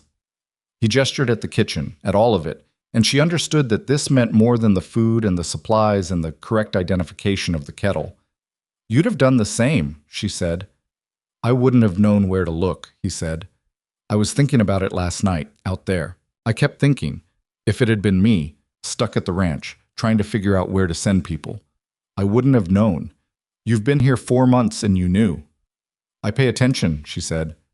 "I know you do," he said. And the way he said it was different from the way you'd say it about an employee's professional diligence. It was different in a way she acknowledged, and then put back on the shelf, because there was aldermen to check on and the morning supply situation and the continuing reality of a ranch that needed to function. 3 days later, Beatrice Voss filed the complaint. Elowen found out from Hector Greer, who delivered the supply wagon midweek, and brought a letter addressed to Ronan along with the usual goods. She didn't open the letter. It wasn't hers to open. But Hector, who was a man of conscience as well as limited ability to withhold information, told her what it was.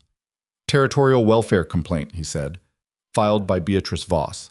She's claiming the child, Tessa, is being raised in a disreputable household. She's requesting a territorial inspector come out and assess. Elowen stood in the yard with the letter in her hand. She had expected a lot of things from Beatrice Voss. She had not expected this. A welfare complaint, she said. That's what she filed. Hector looked genuinely troubled. I didn't want to be the one to bring it, but the alternative was not bringing it, and you need to know. Yes, she said. Thank you, Hector. She walked to the ranch office. She knocked on the door, which she almost never did. Come in, Ronan said. She went in and set the letter on his desk. Hector told me what it is, she said. I haven't opened it. He looked at the letter. He looked at the return information on the envelope. His face went through a rapid sequence of expressions that resolved into something she could only describe as a very controlled fury. He opened the letter. He read it. He set it down. She's filed a territorial welfare complaint, he said, claiming Tessa is in a morally unsuitable environment. She's requesting an inspector from the territorial office come to evaluate the household. I know, Elowen said. The inspector has the authority to recommend removal. He said this in a voice that was doing a great deal of work to stay level. I know that too. If I remove you from the position, it might satisfy her, Elowen said. Yes, that's one option. I'm not asking you to go, he said. I want to be clear about that. I know you're not, she said. I'm laying out the options. What's the other option? She sat down in the chair across from his desk, the first time she'd ever sat in this office rather than standing in the doorway. She sat the way she sat when she was working through a serious problem, straight, still, looking directly at the thing. I stay, she said. You let the inspector come. They evaluate the household. And what do they find, he said. They find a clean, organized household, she said. Adequate food stores. Given the fire, adequate is the right word. We're not comfortable, but we're sufficient. They find men who are well-fed and functioning. They find a child who is healthy, well-nourished, educated, and... She paused. I believe they'll find a child who will tell them quite directly what her life is like. Tessa doesn't lie. She especially doesn't soften things for the benefit of strangers. She'd be asked about you, he said, specifically. I know. That could go in any direction. I know that too, Elowen said. But I'm not going to ask you to remove me to manage a 9-year-old's honest answer. Either what I've done here stands up to examination, or it doesn't. He looked at her for a long moment.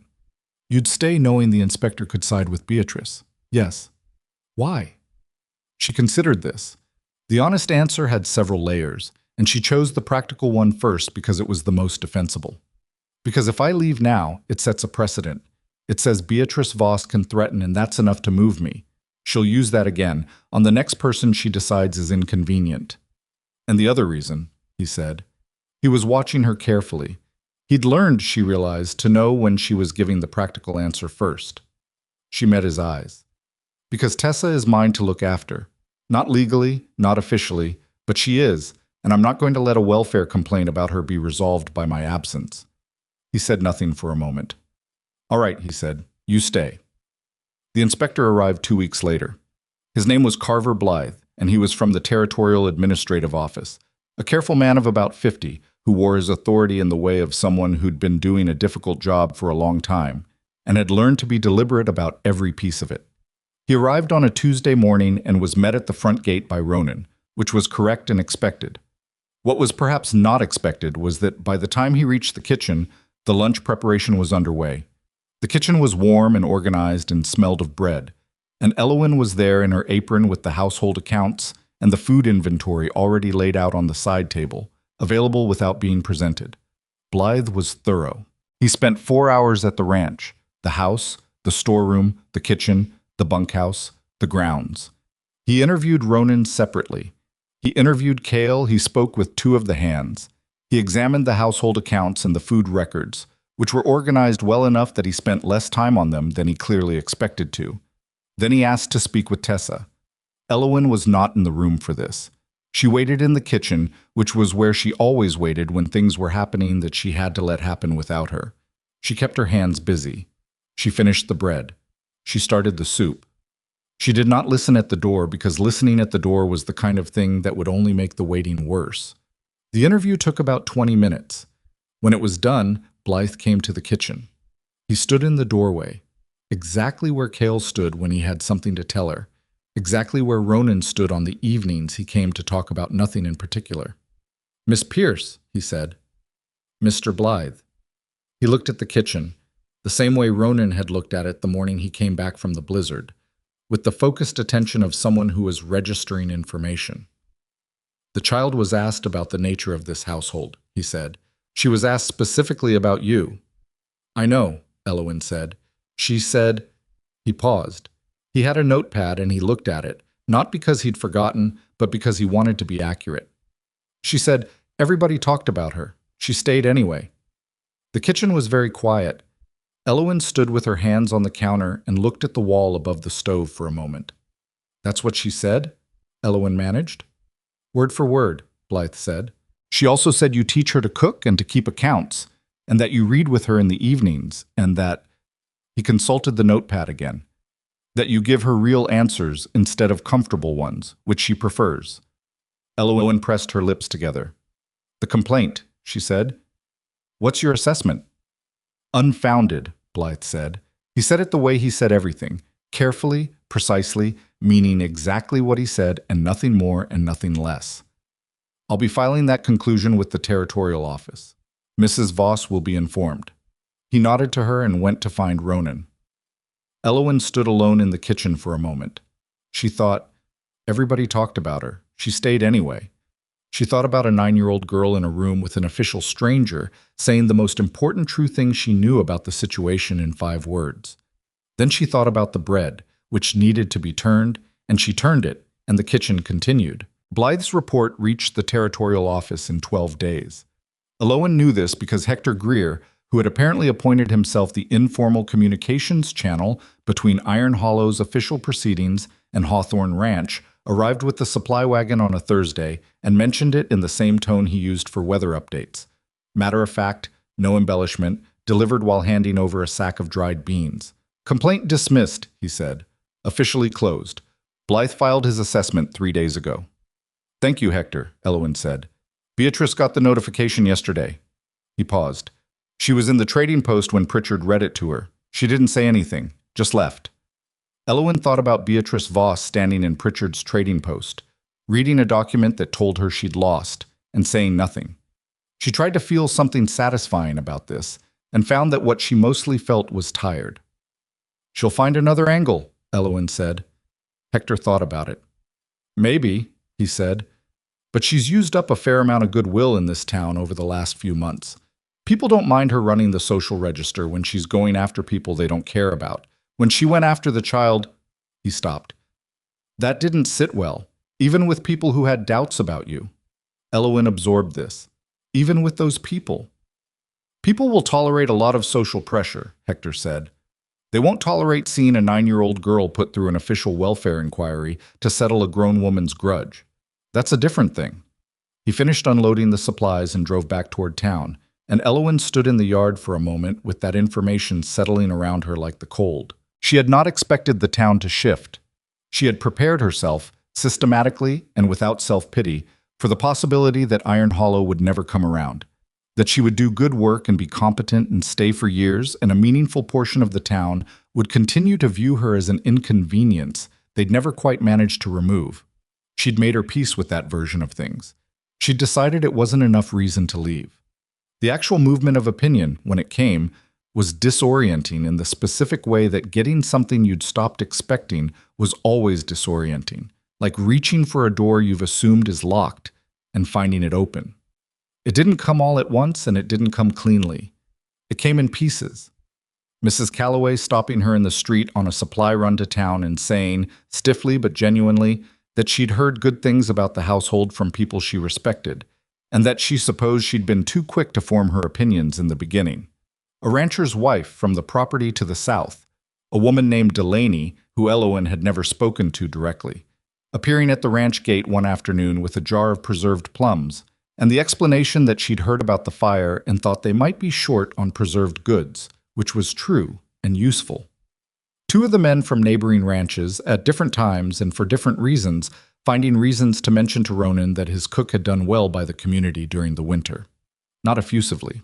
Plainly, the way men in that territory talked about things that mattered to them. And Finch, the territorial land office man, the judge from the cooking competition, stopping Cale in town and asking him to pass along that he thought the Hawthorne household had been handled dishonorably by the complaint, and that he'd said so directly to two members of the town council. Cale told Elowen this in the kitchen doorway on a Friday evening. "Finch said that?" she said. "Those words," Cale said. "Dishonorably. He's not a man who uses words carelessly." "No," she said.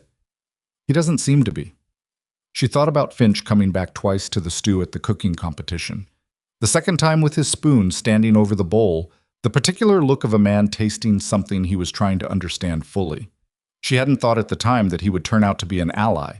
She hadn't thought about allies at all, because she'd spent most of her adult life operating without them.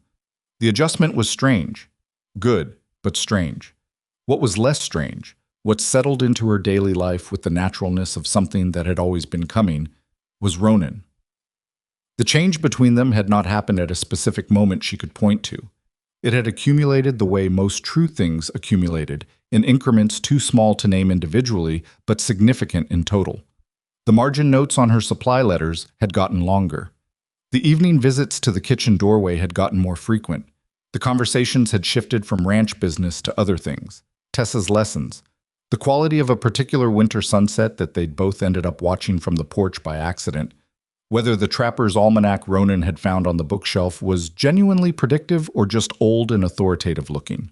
They disagreed occasionally, which was its own kind of development. About the ranch's spring planting priorities, she had opinions about the kitchen garden that were more ambitious than his patience for planning allowed, and she said so. About Tessa's education, he thought the twice-weekly teacher was sufficient. She thought Tessa was already ahead of whatever the twice-weekly teacher was teaching, and said that too. About the right way to handle the continuing social situation in Iron Hollow. He wanted to be more direct. She wanted to be more patient. And they went back and forth about this with the particular friction of two people who were both right in different ways. He didn't dismiss her when she pushed back. That was the thing she kept noticing. He listened, sometimes changed his position, sometimes held his ground. But the listening was real. The kind of listening that was actually trying to take in what she'd said, rather than waiting for her to finish so he could say what he'd already decided. She wasn't used to that. She was aware of not being used to it, which was its own complicated thing to carry around. Tessa watched all of this with the sharp, unguarded attention of a child who understood far more than the adults around her thought she did. She didn't comment on it directly. She'd learned to be selective about which observations she voiced, a skill Elowen had some suspicion she'd developed specifically in response to living with her father. But occasionally she would look between them during a kitchen conversation with an expression of peaceful satisfaction that she also didn't comment on. One evening in late January, Tessa looked up from her lesson book and said, "To no one in particular. In the book I'm reading, the farmer doesn't figure out he's in love with his neighbor until she moves away. Then it's very complicated." There was a pause in the kitchen. Ronan, who was at the table going over the account books with Elowen, set his pencil down. "What book is that?" he said. "I don't remember the title," Tessa said, and turned a page with perfect innocence. Elowen kept her eyes on the accounts. She could feel Ronan looking at the side of her face, and she could feel herself not looking at him, and she was very focused on a column of numbers that she'd already added twice. "The accounts balance," she said. "I know," he said. He hadn't looked at them in the last few minutes. "I'm going to make tea," she said, and got up, and she heard Tessa's page turn again, and the kitchen was briefly very loud with the noise of the kettle and the stove and nothing else. Spring gathering in Iron Hollow was the territory's answer to the isolation of winter, a community event held in the large barn at the edge of town when the weather finally broke enough for outdoor travel, combining elements of a market, a celebration, and the social catching up that people needed after months of being mostly confined to their own properties. Multiple ranches attended. Families came from 40 miles in each direction. Hector Greer set up his wagon as a temporary trading post. Finch's land office used the occasion to handle paperwork that required in-person appearances. Ronan had taken the family every year. He told Elowen about it in February, while the snow was still deep, describing it in the practical terms of someone who considered it primarily a supply and business occasion. "You should come," he said. "As what?" she said. He looked at her. "As a—" He stopped. "As part of the household." "Part of the household," she repeated. "Is that a problem?" She thought about it honestly. "It depends on what people make of it." "People will make what they make," he said. "They've been doing that since September, regardless of what we do. At least this way you're there." She went. The gathering was exactly what he'd described, and also considerably more than what he'd described. The barn was enormous and full and loud in the comfortable way of a space that had been designed for exactly this kind of use. There were children running between the adults' legs. There were men exchanging information about cattle prices and spring planting and whether the territorial road maintenance crew was going to come through before summer. There were women catching up on 7 months of shared news in the efficient, multi-threaded way women managed conversation when they'd had too long without it. She arrived with Ronan and Tessa and Cale and several of the hands who'd come for the trading. The moment they walked in, she felt the room's attention shift in that specific way she'd become accustomed to. The brief reconfiguration, the conversations that dipped and resumed. But it was different this time. Not all of it, and not from everyone. But there were people in that room who nodded to her with the direct, unperformative acknowledgement of one working person recognizing another. Mrs. Delaney from the South Ranch caught her eye and raised a hand. Finch, from across the room, gave her the same precise, unhurried nod he'd given Ronan. Mrs. Calloway was there. She caught Elowen near the food tables, because there were food tables, community contributions, and Elowen had brought bread, 2 loaves, because it was what she had to offer and she didn't see a reason to pretend otherwise, and said, more quietly than her previous interactions had been, "I owe you an apology. What happened with the complaint?" She stopped, tried again. "Tessa is a good girl. It wasn't right to involve her." Elowen looked at her. "No," she said, "it wasn't." "I didn't file the complaint," Mrs. Calloway said. "I want you to know that. I knew Beatrice was planning it. I should have said something." "Yes," Elowen said. "You should have." Mrs. Calloway looked slightly pained by this direct confirmation. "I'm saying so now." "I know," Elowen said. "Thank you for that." She moved on. The conversation had been what it was, an apology that was also a partial absolution seeking, from a woman who'd been complicit through inaction rather than action, and who was now trying to navigate the distance between those two things. Elowen had no particular interest in making it easy or hard. She simply received it as what it was. The whispers started again about 2 hours into the gathering. They were different whispers from the September ones, not cruel in the same blunt way, but pointed in a new direction. She heard them in fragments, the way you always heard whispers you weren't supposed to hear. Ronan Hawthorne, that cook of his, the way he looks at her. Interesting, isn't it? What do you suppose? She had been standing near the food tables watching Tessa work through a negotiation with another child over the last piece of something she wanted. When the whispers reached her, she kept watching Tessa and did not turn around, but she felt something in her chest tighten in a way that wasn't anger exactly. It was the particular discomfort of being observed accurately, because Ronan did look at her. Not constantly, not in a way that was obvious to anyone who wasn't paying attention. But he knew where she was in the room. She knew this because she'd tested it, in the way you tested things when you were trying to decide what was real and what was wishful. Moving to a different part of the room, and without fail, in some minutes, finding that he'd found her again. Not following her, just aware. She was aware of him too. She had acknowledged this to herself, carefully and without drama, somewhere around late December, the way you acknowledge something you'd known for a while but been sensible about. Being sensible about it was still the right choice. She was the hired cook. He was the man who'd offered her a marriage of convenience in the first week as a way to manage a social problem. Whatever was between them now was real and also complicated by that history, and also by the fact that she had not come to Wyoming looking for this and had no particular plan for what to do with it. She was standing there holding a cup of cider and being sensible when Ronan appeared beside her. He'd come from the direction of the trading tables. He stood next to her in the way he stood in the kitchen doorway. Not intrusive, just present. The whispers started again, he said. He said it without looking at her. About 20 minutes ago, she said. I heard. He was quiet for a moment. Are you all right? I'm fine, she said. Then, because she'd committed to honesty with him a long time ago. I'm uncomfortable. It's different from being not all right. What's making you uncomfortable? She looked at her cider. The fact that this time they're not wrong about what they're observing. The silence beside her was the kind of silence that had weight to it. No, he said, they're not. She looked at him. He was looking straight ahead, jaw doing the tightening thing, but she could see the line of his profile and the particular set of his shoulders, which were different from their usual working tension. He was nervous.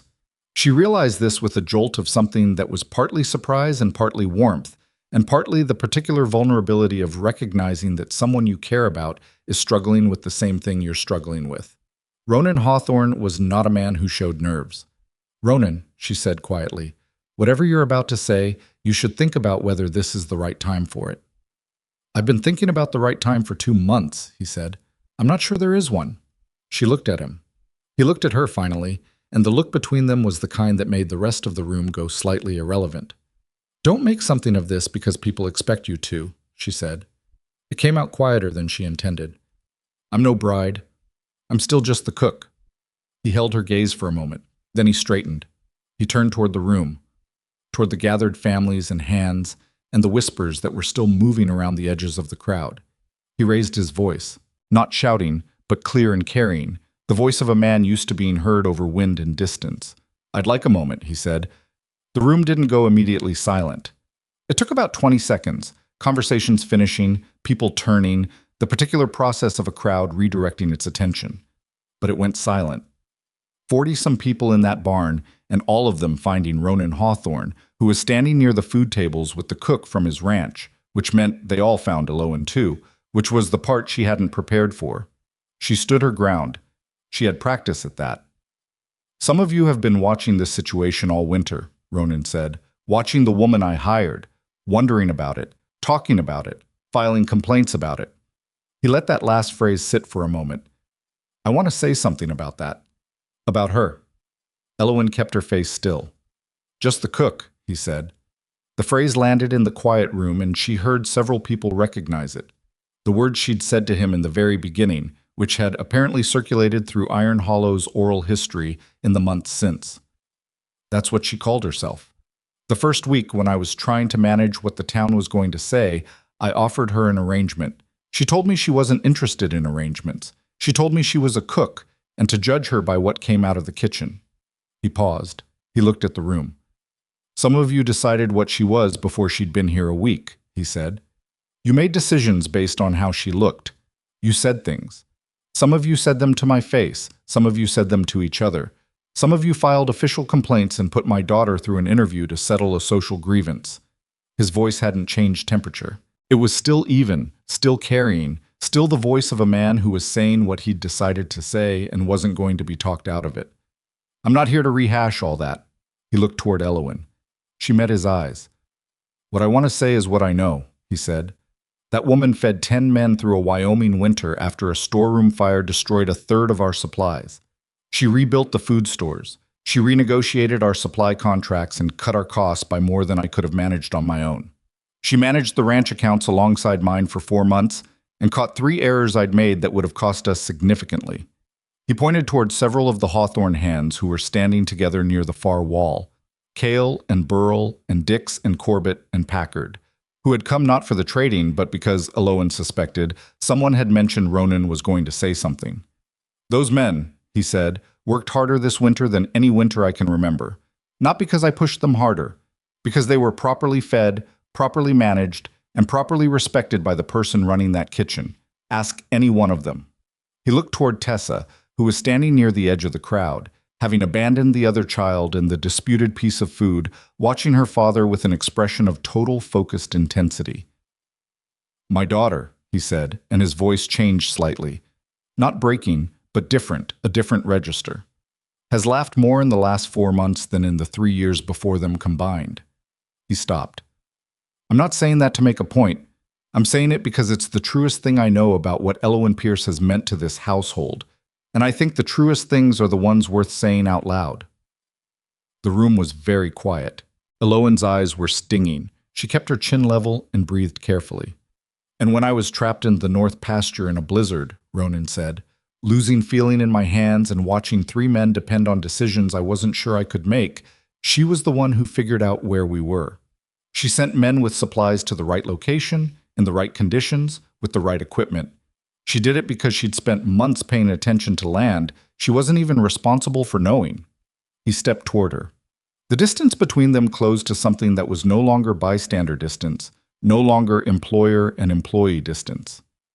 They spent 9 months judging the woman they saw walking down the street, he said. I had the considerable privilege of discovering who she actually was. He was looking at her now. Only at her. The room, the whispers, the gathered opinion of Iron Hollow, all of it had gone to the edges of the moment. I don't want a woman this town finds easier to look at, he said. I don't want a woman this town finds easier to approve of. I don't want convenient. His voice dropped, not for privacy. They could still hear him, but because what he was saying now was less for the room and more for her. I want you, Elowen, exactly the way you are. Every part of it. The directness and the account books, and the way you argue with me about the kitchen garden, and the fact that you knew where to find me when I was freezing on a Wyoming ridge. He paused. I want all of it. The silence in that barn was the complete kind. The kind that happened when enough people were holding their breath at the same time that the room itself seemed to stop. Elowen looked at this man who'd offered her a marriage of convenience 9 months ago to manage a social problem, who'd written in the margins of her supply notes and stood in her kitchen doorway and trusted her with his account books and his daughter and the specific geography of his land. She thought about the first morning she'd walked into his kitchen and found it a disaster. She thought about Tessa folding bread dough with flour all down her dress. She thought about the kettle and the blizzard and the 11-day wait between the storeroom fire and the next supply run, and every morning she'd gotten up at 4 o'clock and started the stove and felt, with an increasing specificity, she'd stopped trying to explain away that this was exactly where she was supposed to be. She thought, he's asking you for real this time. This isn't the same offer you made in September, she said. She needed to say it.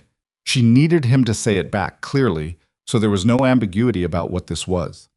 No, he said, it isn't. You understand the difference. I know exactly the difference, he said. September was about what the town needed. This is about what I need. He looked at her steadily. What I want. Those are different things. She looked at him for a long moment. Somewhere across the room she heard Tessa make a small, impatient sound that was quickly suppressed. She heard Cale say something quiet to Burl that she couldn't make out. She heard the barn settle in its joints the way large structures settled when the wind changed.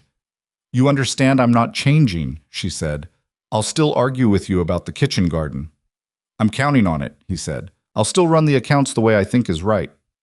I'd be worried if you didn't. And I'm not. She stopped.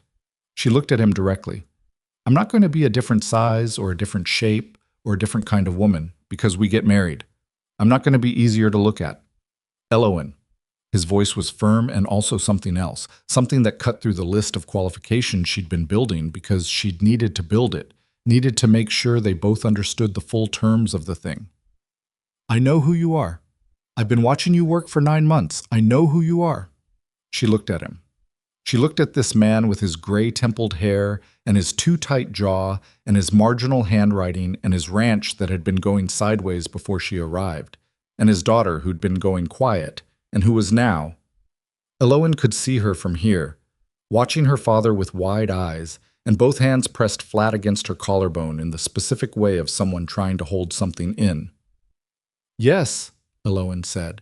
A sound moved through the room, not quite a cheer, not quite a release of collective breath, but something between them that expressed itself as a general lifting of the quality of the air. Ronan looked at her with the full, unguarded weight of what she'd just agreed to, and he reached out and took her hand, and his hand was warm and calloused and slightly rough, and nothing like a gesture in a novel, and she let him hold it. Tessa did not suppress the sound she made this time. It came out as a full exhale of relief, followed immediately by Cale's actual laugh. She'd never heard him laugh fully before, just that near smile. And Burl Jessup made the sharp cough sound that wasn't a laugh, and Dick said something to Corbett that made Corbett grin wide enough to be visible from across the barn. Beatrice Voss was in the room. She had been in the room the entire time, somewhere toward the back, and Elowen had known this and said yes anyway. She found Beatrice's face in the crowd now because she made herself find it, because she thought she should see it rather than imagine it.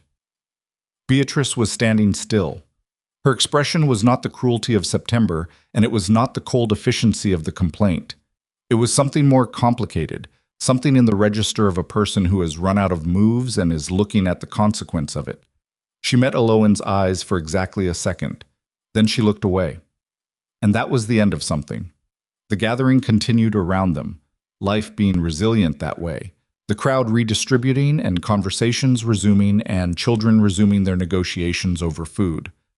Hector Greer found an excuse to clap Ronan on the shoulder and exchange a few words that made Ronan's expression do that near smile thing.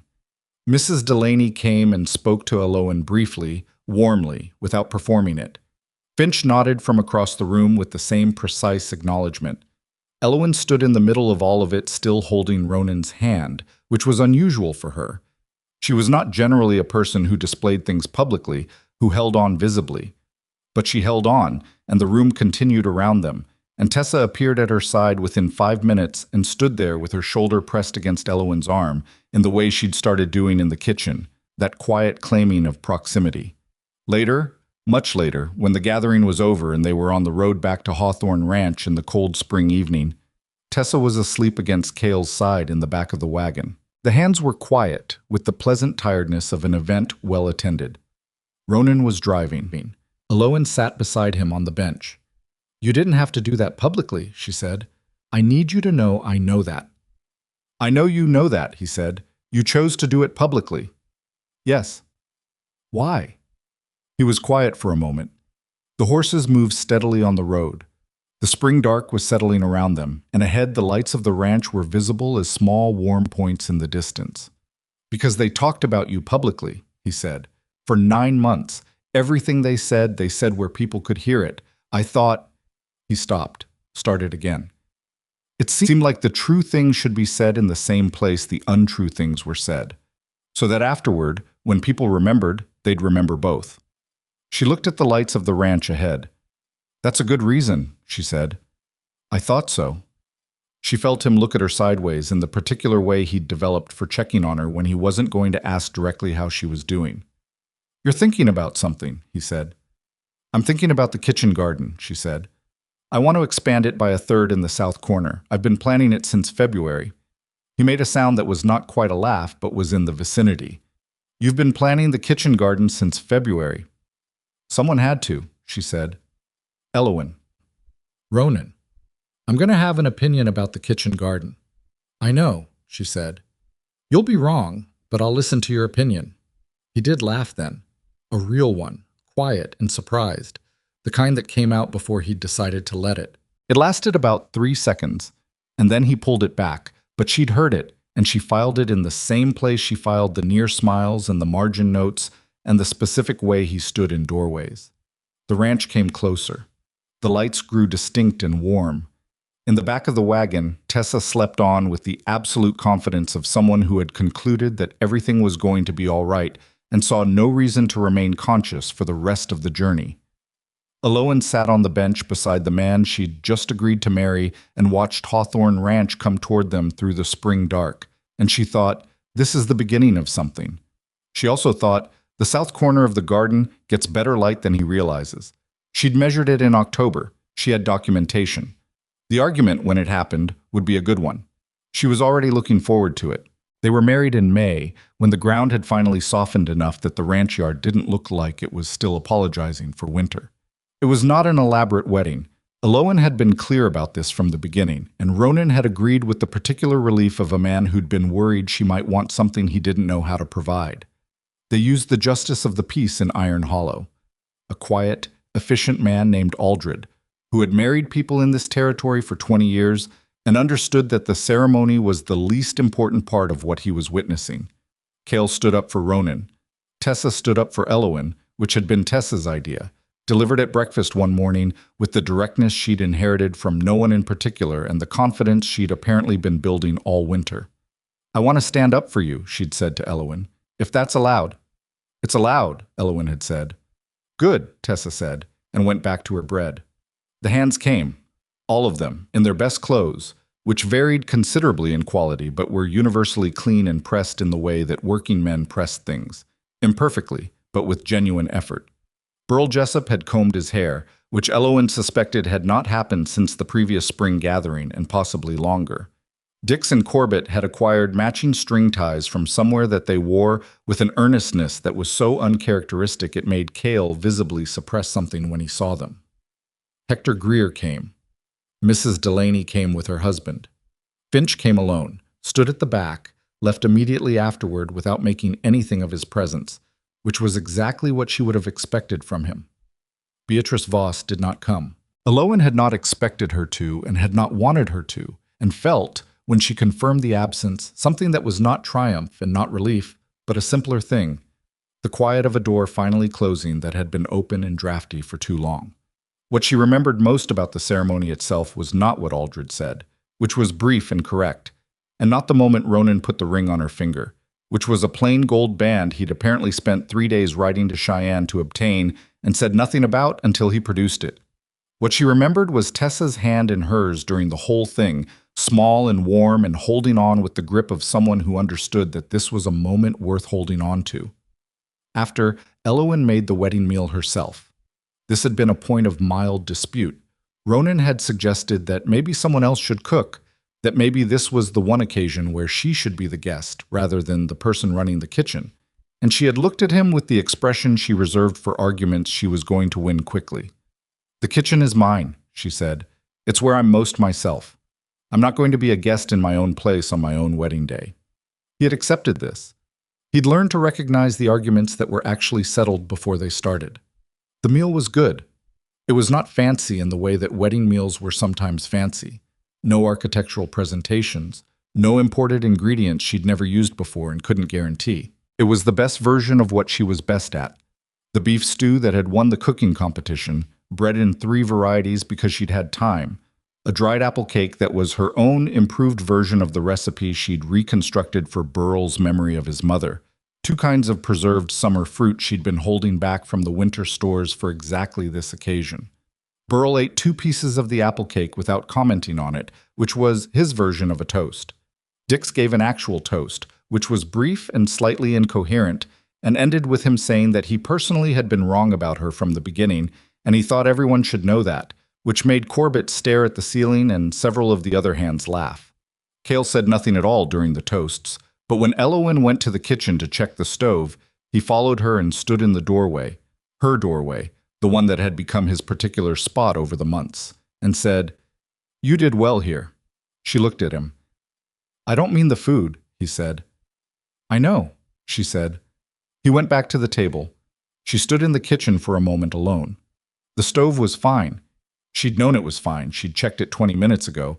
But she'd needed a moment in the specific silence of a kitchen between meals, the particular piece of a space she understood completely. She thought, I came here with a canvas bag and a crate of kitchen tools and a hiring letter. I came here because the pay was fair and the work was something I was good at. I did not come here for any of this. She thought, and yet here it is. There were things she'd lost to get here. She hadn't let herself think about them much. The boarding house in Ohio that had been safe even when it was small. The familiarity of a life where she knew exactly what each day would contain. The freedom of owing nobody anything, which was a real thing even if it was also a lonely one. The simplicity of being a person who needed nothing she wasn't already providing for herself. Those things were real. She wasn't going to pretend they weren't. But she thought about the kitchen at 4 in the morning, the fire going, the day arranged in front of her like something that could be built into something useful. She thought about Tessa at the kitchen table with flour on her dress. She thought about margins notes and a man standing in a doorway saying she makes her own decisions in a perfectly flat voice that meant he was done with the conversation. Some things you didn't go looking for. They were just there when you arrived somewhere for a different reason, and you had to decide whether you were going to be stubborn enough to reject them on principle or honest enough to take them as they were. She had decided to be honest. She went back to the table. The argument about the kitchen garden happened in June, as she'd known it would. She won, substantially. The south corner expansion went in, along with 2 additional beds she'd proposed on the east side that she hadn't included in the original plan as a negotiating reserve. Ronan held his ground on the west side because there was a drainage issue she'd underestimated, and she conceded this because he was right about it, and she wasn't going to argue against being right about it just to win more territory. The garden that summer was the most productive the ranch had ever had. She documented this, with dates and quantities, in the back of the household ledger, not to make a point to Ronan. He could see the shelves filling up, he didn't need documentation, but because she was a person who kept records of things she wanted to remember. The kitchen garden was the beginning of the larger idea. It had been growing in the back of her mind since winter, when the frontier women she'd seen in Iron Hollow and in passing from the supply wagon had presented themselves to her as a category of problem she recognized: capable people operating without adequate information. Women who knew how to work hard but who had gaps in preservation technique, in financial management, in the specific knowledge of how to take what a territory offered and stretch it through seasons that didn't ask permission before they became difficult. She started small. A neighbor's wife came for a morning, ostensibly to return a borrowed pot, and actually to ask about the dried apple preservation method. 2 other women appeared the following week for similar reasons, passing through the ranch on supply runs, staying longer than their errands required. She answered their questions. She showed them rather than just told them. She found that showing worked better, that when she put the technique into someone's hands, rather than just describing it, something clicked that description alone didn't provide. By August, it was a regular thing, though she hadn't named it yet. 6 women on Thursday mornings, sometimes more, in the kitchen and the expanded yard, covering whatever they'd brought questions about: food storage, account management, medicinal preparation, the specific mathematics of stretching winter supplies across however many months Wyoming decided winter was going to be. Ronan watched this develop with the particular expression of a man observing something he'd known was coming without knowing the specific shape it would take. He said one evening, "You need more space for this." "I know," she said. "The east bunkhouse is empty, has been since Vetch and Alderman moved on in July." She looked at him. "I'm not saying anything," he said. "I'm just noting that it's empty." She walked through the east bunkhouse the next morning. It was rough. Bunkhouse furniture, bare boards, the particular smell of a building that had housed working men for years.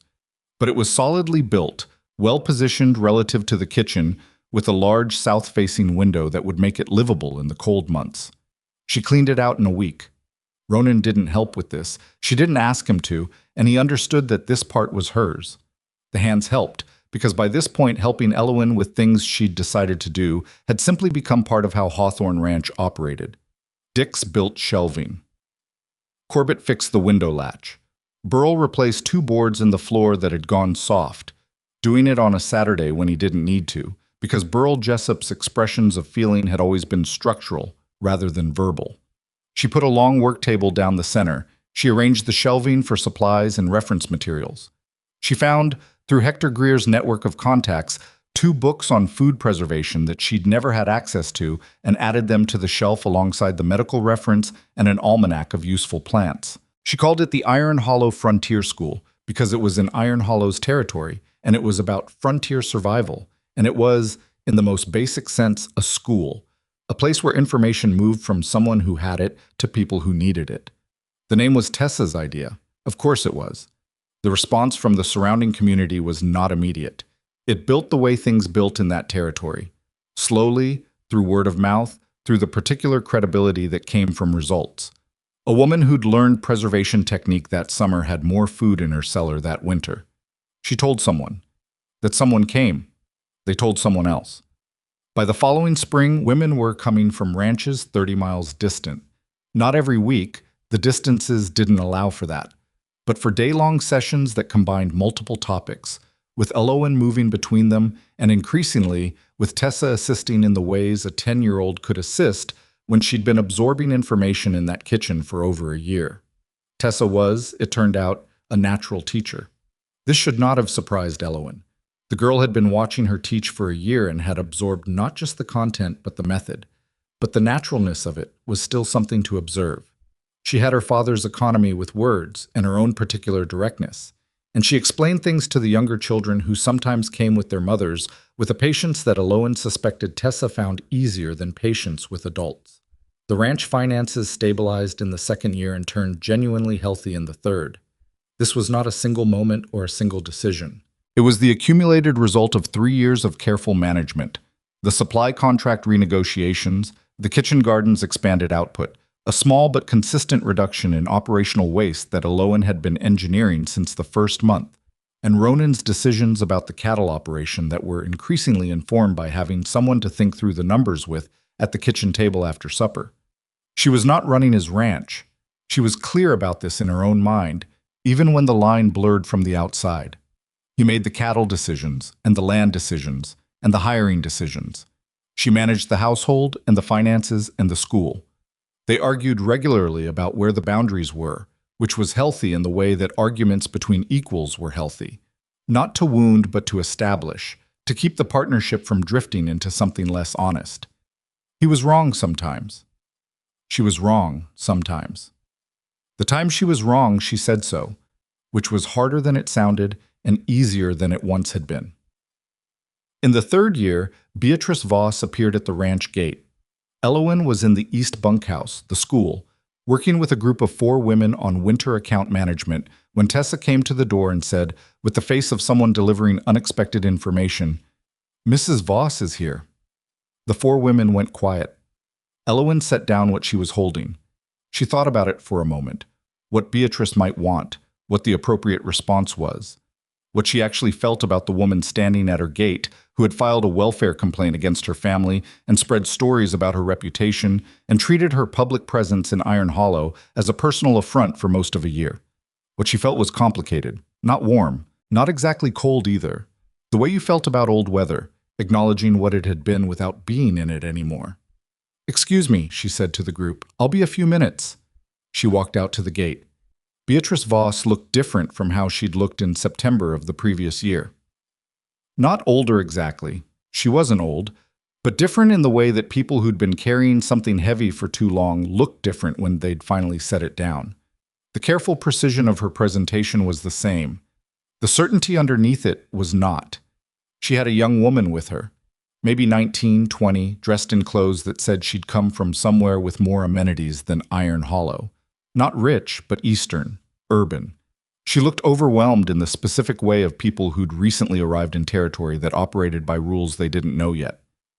"Mrs. Hawthorne," Beatrice said. The name still caught Elowen slightly off guard sometimes, which she found interesting rather than troubling. She'd been Elowen Pierce long enough that Elowen Hawthorne required a half-second of internal orientation. "Mrs. Voss," she said. Beatrice straightened. She was going to say something difficult, and she'd prepared herself for it. Elowen could see the preparation in the set of her shoulders. "This is my niece, Clara. She arrived from Philadelphia 3 weeks ago. She's—" Beatrice paused. "She doesn't know very much about frontier life. I've tried to show her what I know. But there are things I don't know, and some of what I don't know is what you teach." Elowen looked at her. "I'm asking," Beatrice said. It cost her something, the asking. That was visible. Whether you'd be willing to include her. There was a moment of silence. Elowen thought about the right way to respond to this.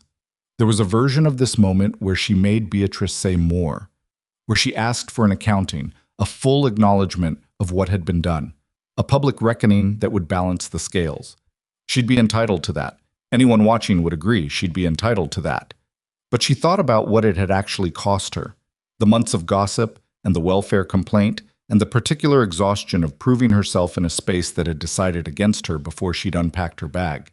And she thought about whether that cost was something she could recover by making Beatrice Voss stand at a gate and account for herself. She didn't think it was. She thought the cost was already settled, not forgotten. She wasn't made of the material required for forgetting, but settled, absorbed into the larger thing that her life at Hawthorne Ranch had become. She looked at Clara, who was standing beside her aunt, with the terrified alertness of someone who'd understood enough of the history to know this moment had weight and didn't know what the weight was going to land on. "Thursday mornings," Elowen said. "We start at 7. Tell her to dress for work, not for visiting." She looked at Beatrice. "She'll learn more than she expects to," she said. "They all do." Beatrice held her gaze for a moment. Something moved through her expression that was too complicated to name simply. Not quite gratitude, not quite apology, but something in the country between them that hadn't had a name in their previous dealings because their previous dealings hadn't required one. "Thank you," Beatrice said. Elowen nodded once. Then she went back to the school because there were 4 women waiting and the account management lesson had been in the middle of something important. Clara came on Thursday. She was awkward at first. Not unintelligent, but unequipped, which was a different thing. She'd grown up in spaces where other people managed the practical infrastructure of daily life, and she'd never needed to think about it. That was not a character flaw. It was a gap, and gaps could be filled. She filled it. Over months, she came every week, and then she started coming other days when she had questions. And eventually, she was helping with the younger women's sessions in the tentative way of someone who'd learned something recently enough to remember what not knowing it had felt like. Elowen watched this happen and thought about the particular usefulness of that, of teachers who remembered not knowing, who hadn't known for so long that they'd forgotten what ignorance felt like. She tried to remember it herself, to hold on to the memory of the kitchen she'd walked into in September of her first year and everything she hadn't yet understood about this place. It was useful. It kept her from the particular impatience of expertise. Tessa grew up.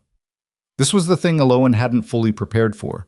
Not the fact of it, which she'd known would happen, but the specific quality of watching it. Tessa at 11 was recognizably Tessa at 9, but louder in her opinions and more confident in her assessments, and occasionally, Elowen found this both trying and quietly wonderful, more certain than Elowen herself about the right answer to a given problem. At 12, she started teaching the Thursday sessions officially, with her own section that Elowen didn't supervise after the first 3 weeks, because it was immediately clear that Tessa had developed her own method that was related to Elowen's but not identical, and the not identical parts were often better.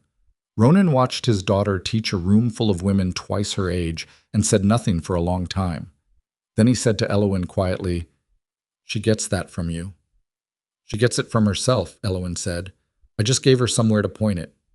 "Is there a difference?" She thought about this honestly. "Yes. The direction I gave her. The intensity, that was already there." "That's yours, actually. You just aim it differently." He looked at her. "I'm not particularly intense." "You are," she said. "You're just quiet about it. The tightening jaw when something's wrong. The way you stay with a problem. That's intensity. Tessa has it in a different key." He was quiet for a moment. "Her mother was intense too. In a different key from both of us." This was one of the few times he spoke about the first wife directly. Elowen received it the way she received the other rare mentions, as something real and deserving of space, not something to be managed or redirected. "Then she comes by it honestly from all directions," Elowen said. He looked at her with the look she'd catalogued over years now, the recognition, the particular warmth that he'd never learned to fully contain and had, she suspected, stopped trying to. "Yes," he said. "She does." They had 2 children. A boy first, born in the 4th year, who arrived with the complete indifference to plans that newborns demonstrated at 4 in the morning during a rainstorm with the help of Mrs. Delaney and a good deal of improvisation.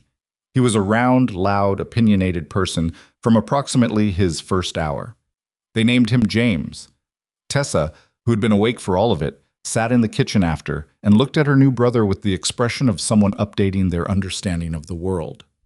"He's very loud," she said. "He is," Elowen agreed. She was tired in the specific way of someone who had just done something enormous and was still inside the enormousness of it. "Is he going to be like that for long?" "Probably for several years," Elowen said. Tessa considered this. "I'll help," she said, with the tone of someone signing on for a difficult assignment. "But I want that noted." "It's noted," Elowen said. A girl came 2 years after that.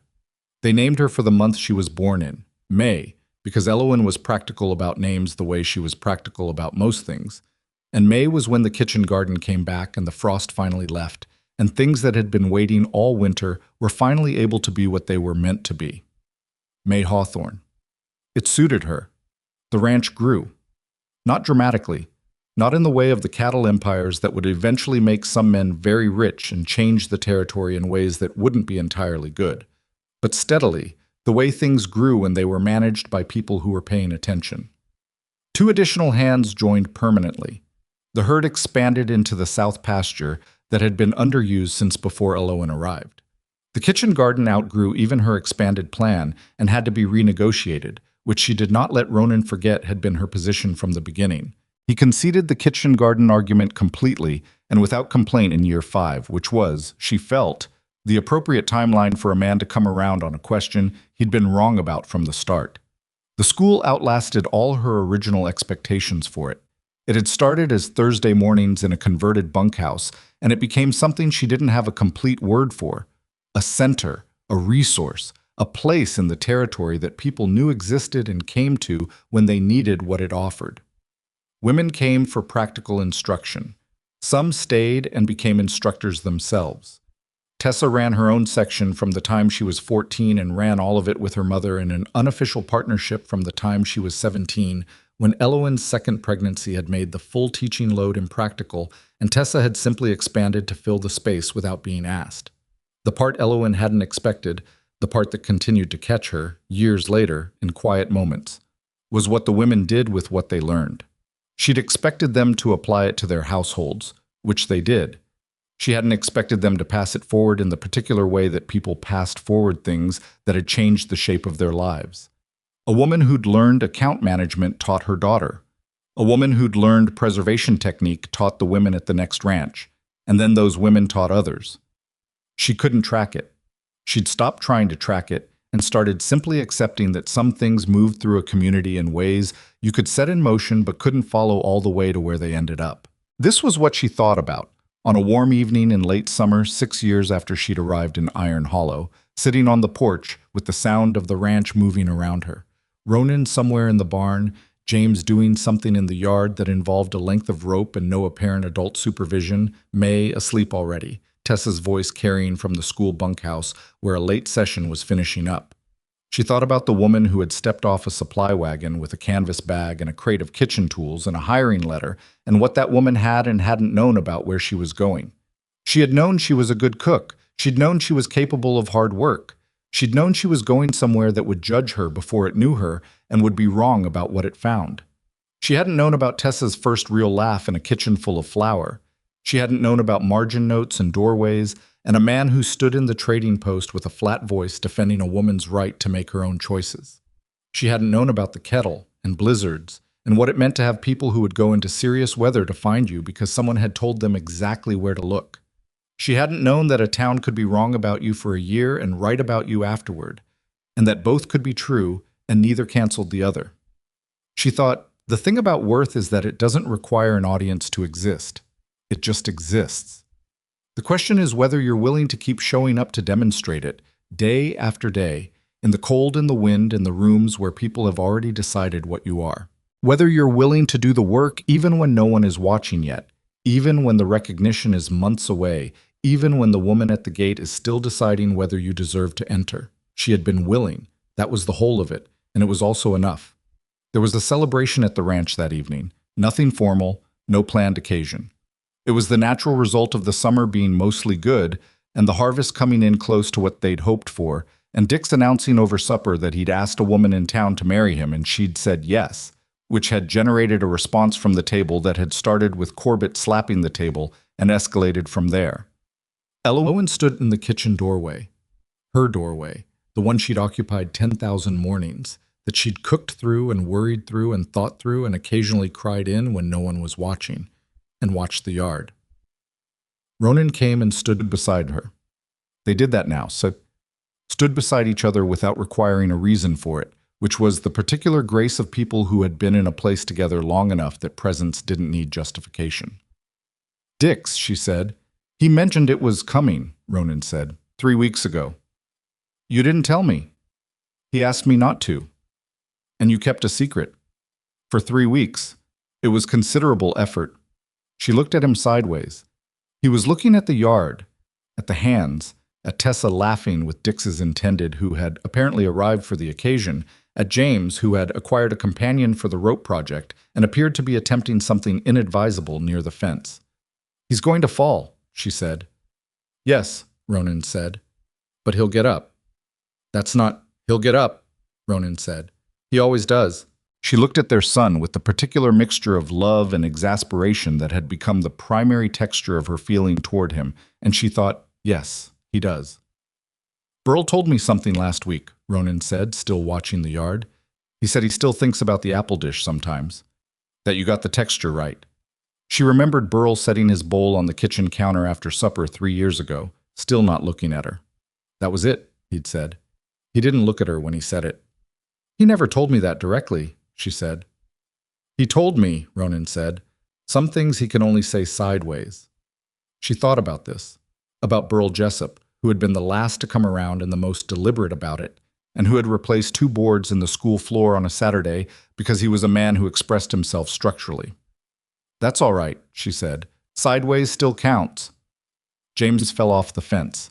He landed in the dirt, assessed himself briefly, stood up, and immediately tried the rope maneuver again, which was so completely James that Elowen didn't bother with alarm. Ronan made a sound that was the contained version of a laugh. He gets that from you, she said. He gets what? The not stopping after he falls, getting right back up. That's just sense, Ronan said. It's not, actually, she said. Some people stop. Some people decide falling means they shouldn't have tried. He doesn't. He didn't get that from nowhere. Ronan was quiet for a moment. You didn't stop either, when it would have been easier to. No, she said. In September, when Beatrice came the first time, you could have walked away. I know. Most people would have. She looked at the yard, at all of it, the working ranch in summer, the people who had become her people, through the accumulated small choices of years rather than any single large decision. Most people hadn't already reorganized the kitchen, she said. He looked at her. I'd put too much work into it, she said. I wasn't leaving before I saw what it became. He understood she didn't mean just the kitchen. She could see that he understood. Someone at the ranch celebration called out a toast to Dix and his woman, and the yard lifted into noise, and in the noise Ronan put his hand over hers on the doorframe. The same doorframe she'd stood in on the first evening, the one she'd put her hands on 1,000 times since, and left it there. She turned her hand and held his. Years later, at another celebration much like this one, a young hand who'd joined the ranch that spring and didn't know the full history found himself standing next to an older man and said, nodding toward Elowen across the yard, "Somebody told me she once said she was just the cook here. That's how she thought of herself." The older man, Cale, slower in his movements now, but still with the same careful eyes, still with that particular economy of expression, looked at where Elowen was standing. She was in the middle of the yard, full-figured and certain, directing something with both hands in the way she directed things, which was completely and without apology. Tessa was beside her. May was somewhere behind her. Ronan was across the yard watching her with the look he'd been giving her for years, the one that hadn't diminished into familiarity, but had only gotten more specific with time. Cale looked at the young hand. "She said a lot of true things," he said. "That wasn't one of them." The young hand looked confused. She was wrong about herself? Cale thought about September of a year that now felt like a different era, and a woman stepping down from a supply wagon with a canvas bag and a crate of tools, and her chin at a particular angle that said she'd been dismissed before, and was prepared to be dismissed again, and was going to do what she'd come to do regardless. "She wasn't wrong," he said. "She was just only telling part of it." He looked back at Elowen across the yard. "She was the cook. She was also the reason this ranch is standing. Those aren't different things. She made them the same thing." The young hand considered this. "How?"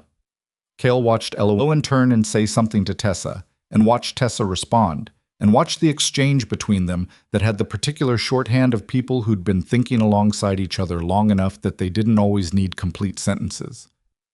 "One morning at a time," he said. "That's the only way it ever works."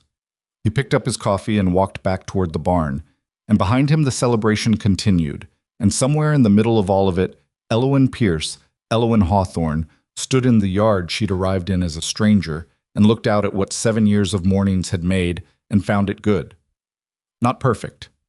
Never that. The fence line still needed attention. The school needed a new roof before winter.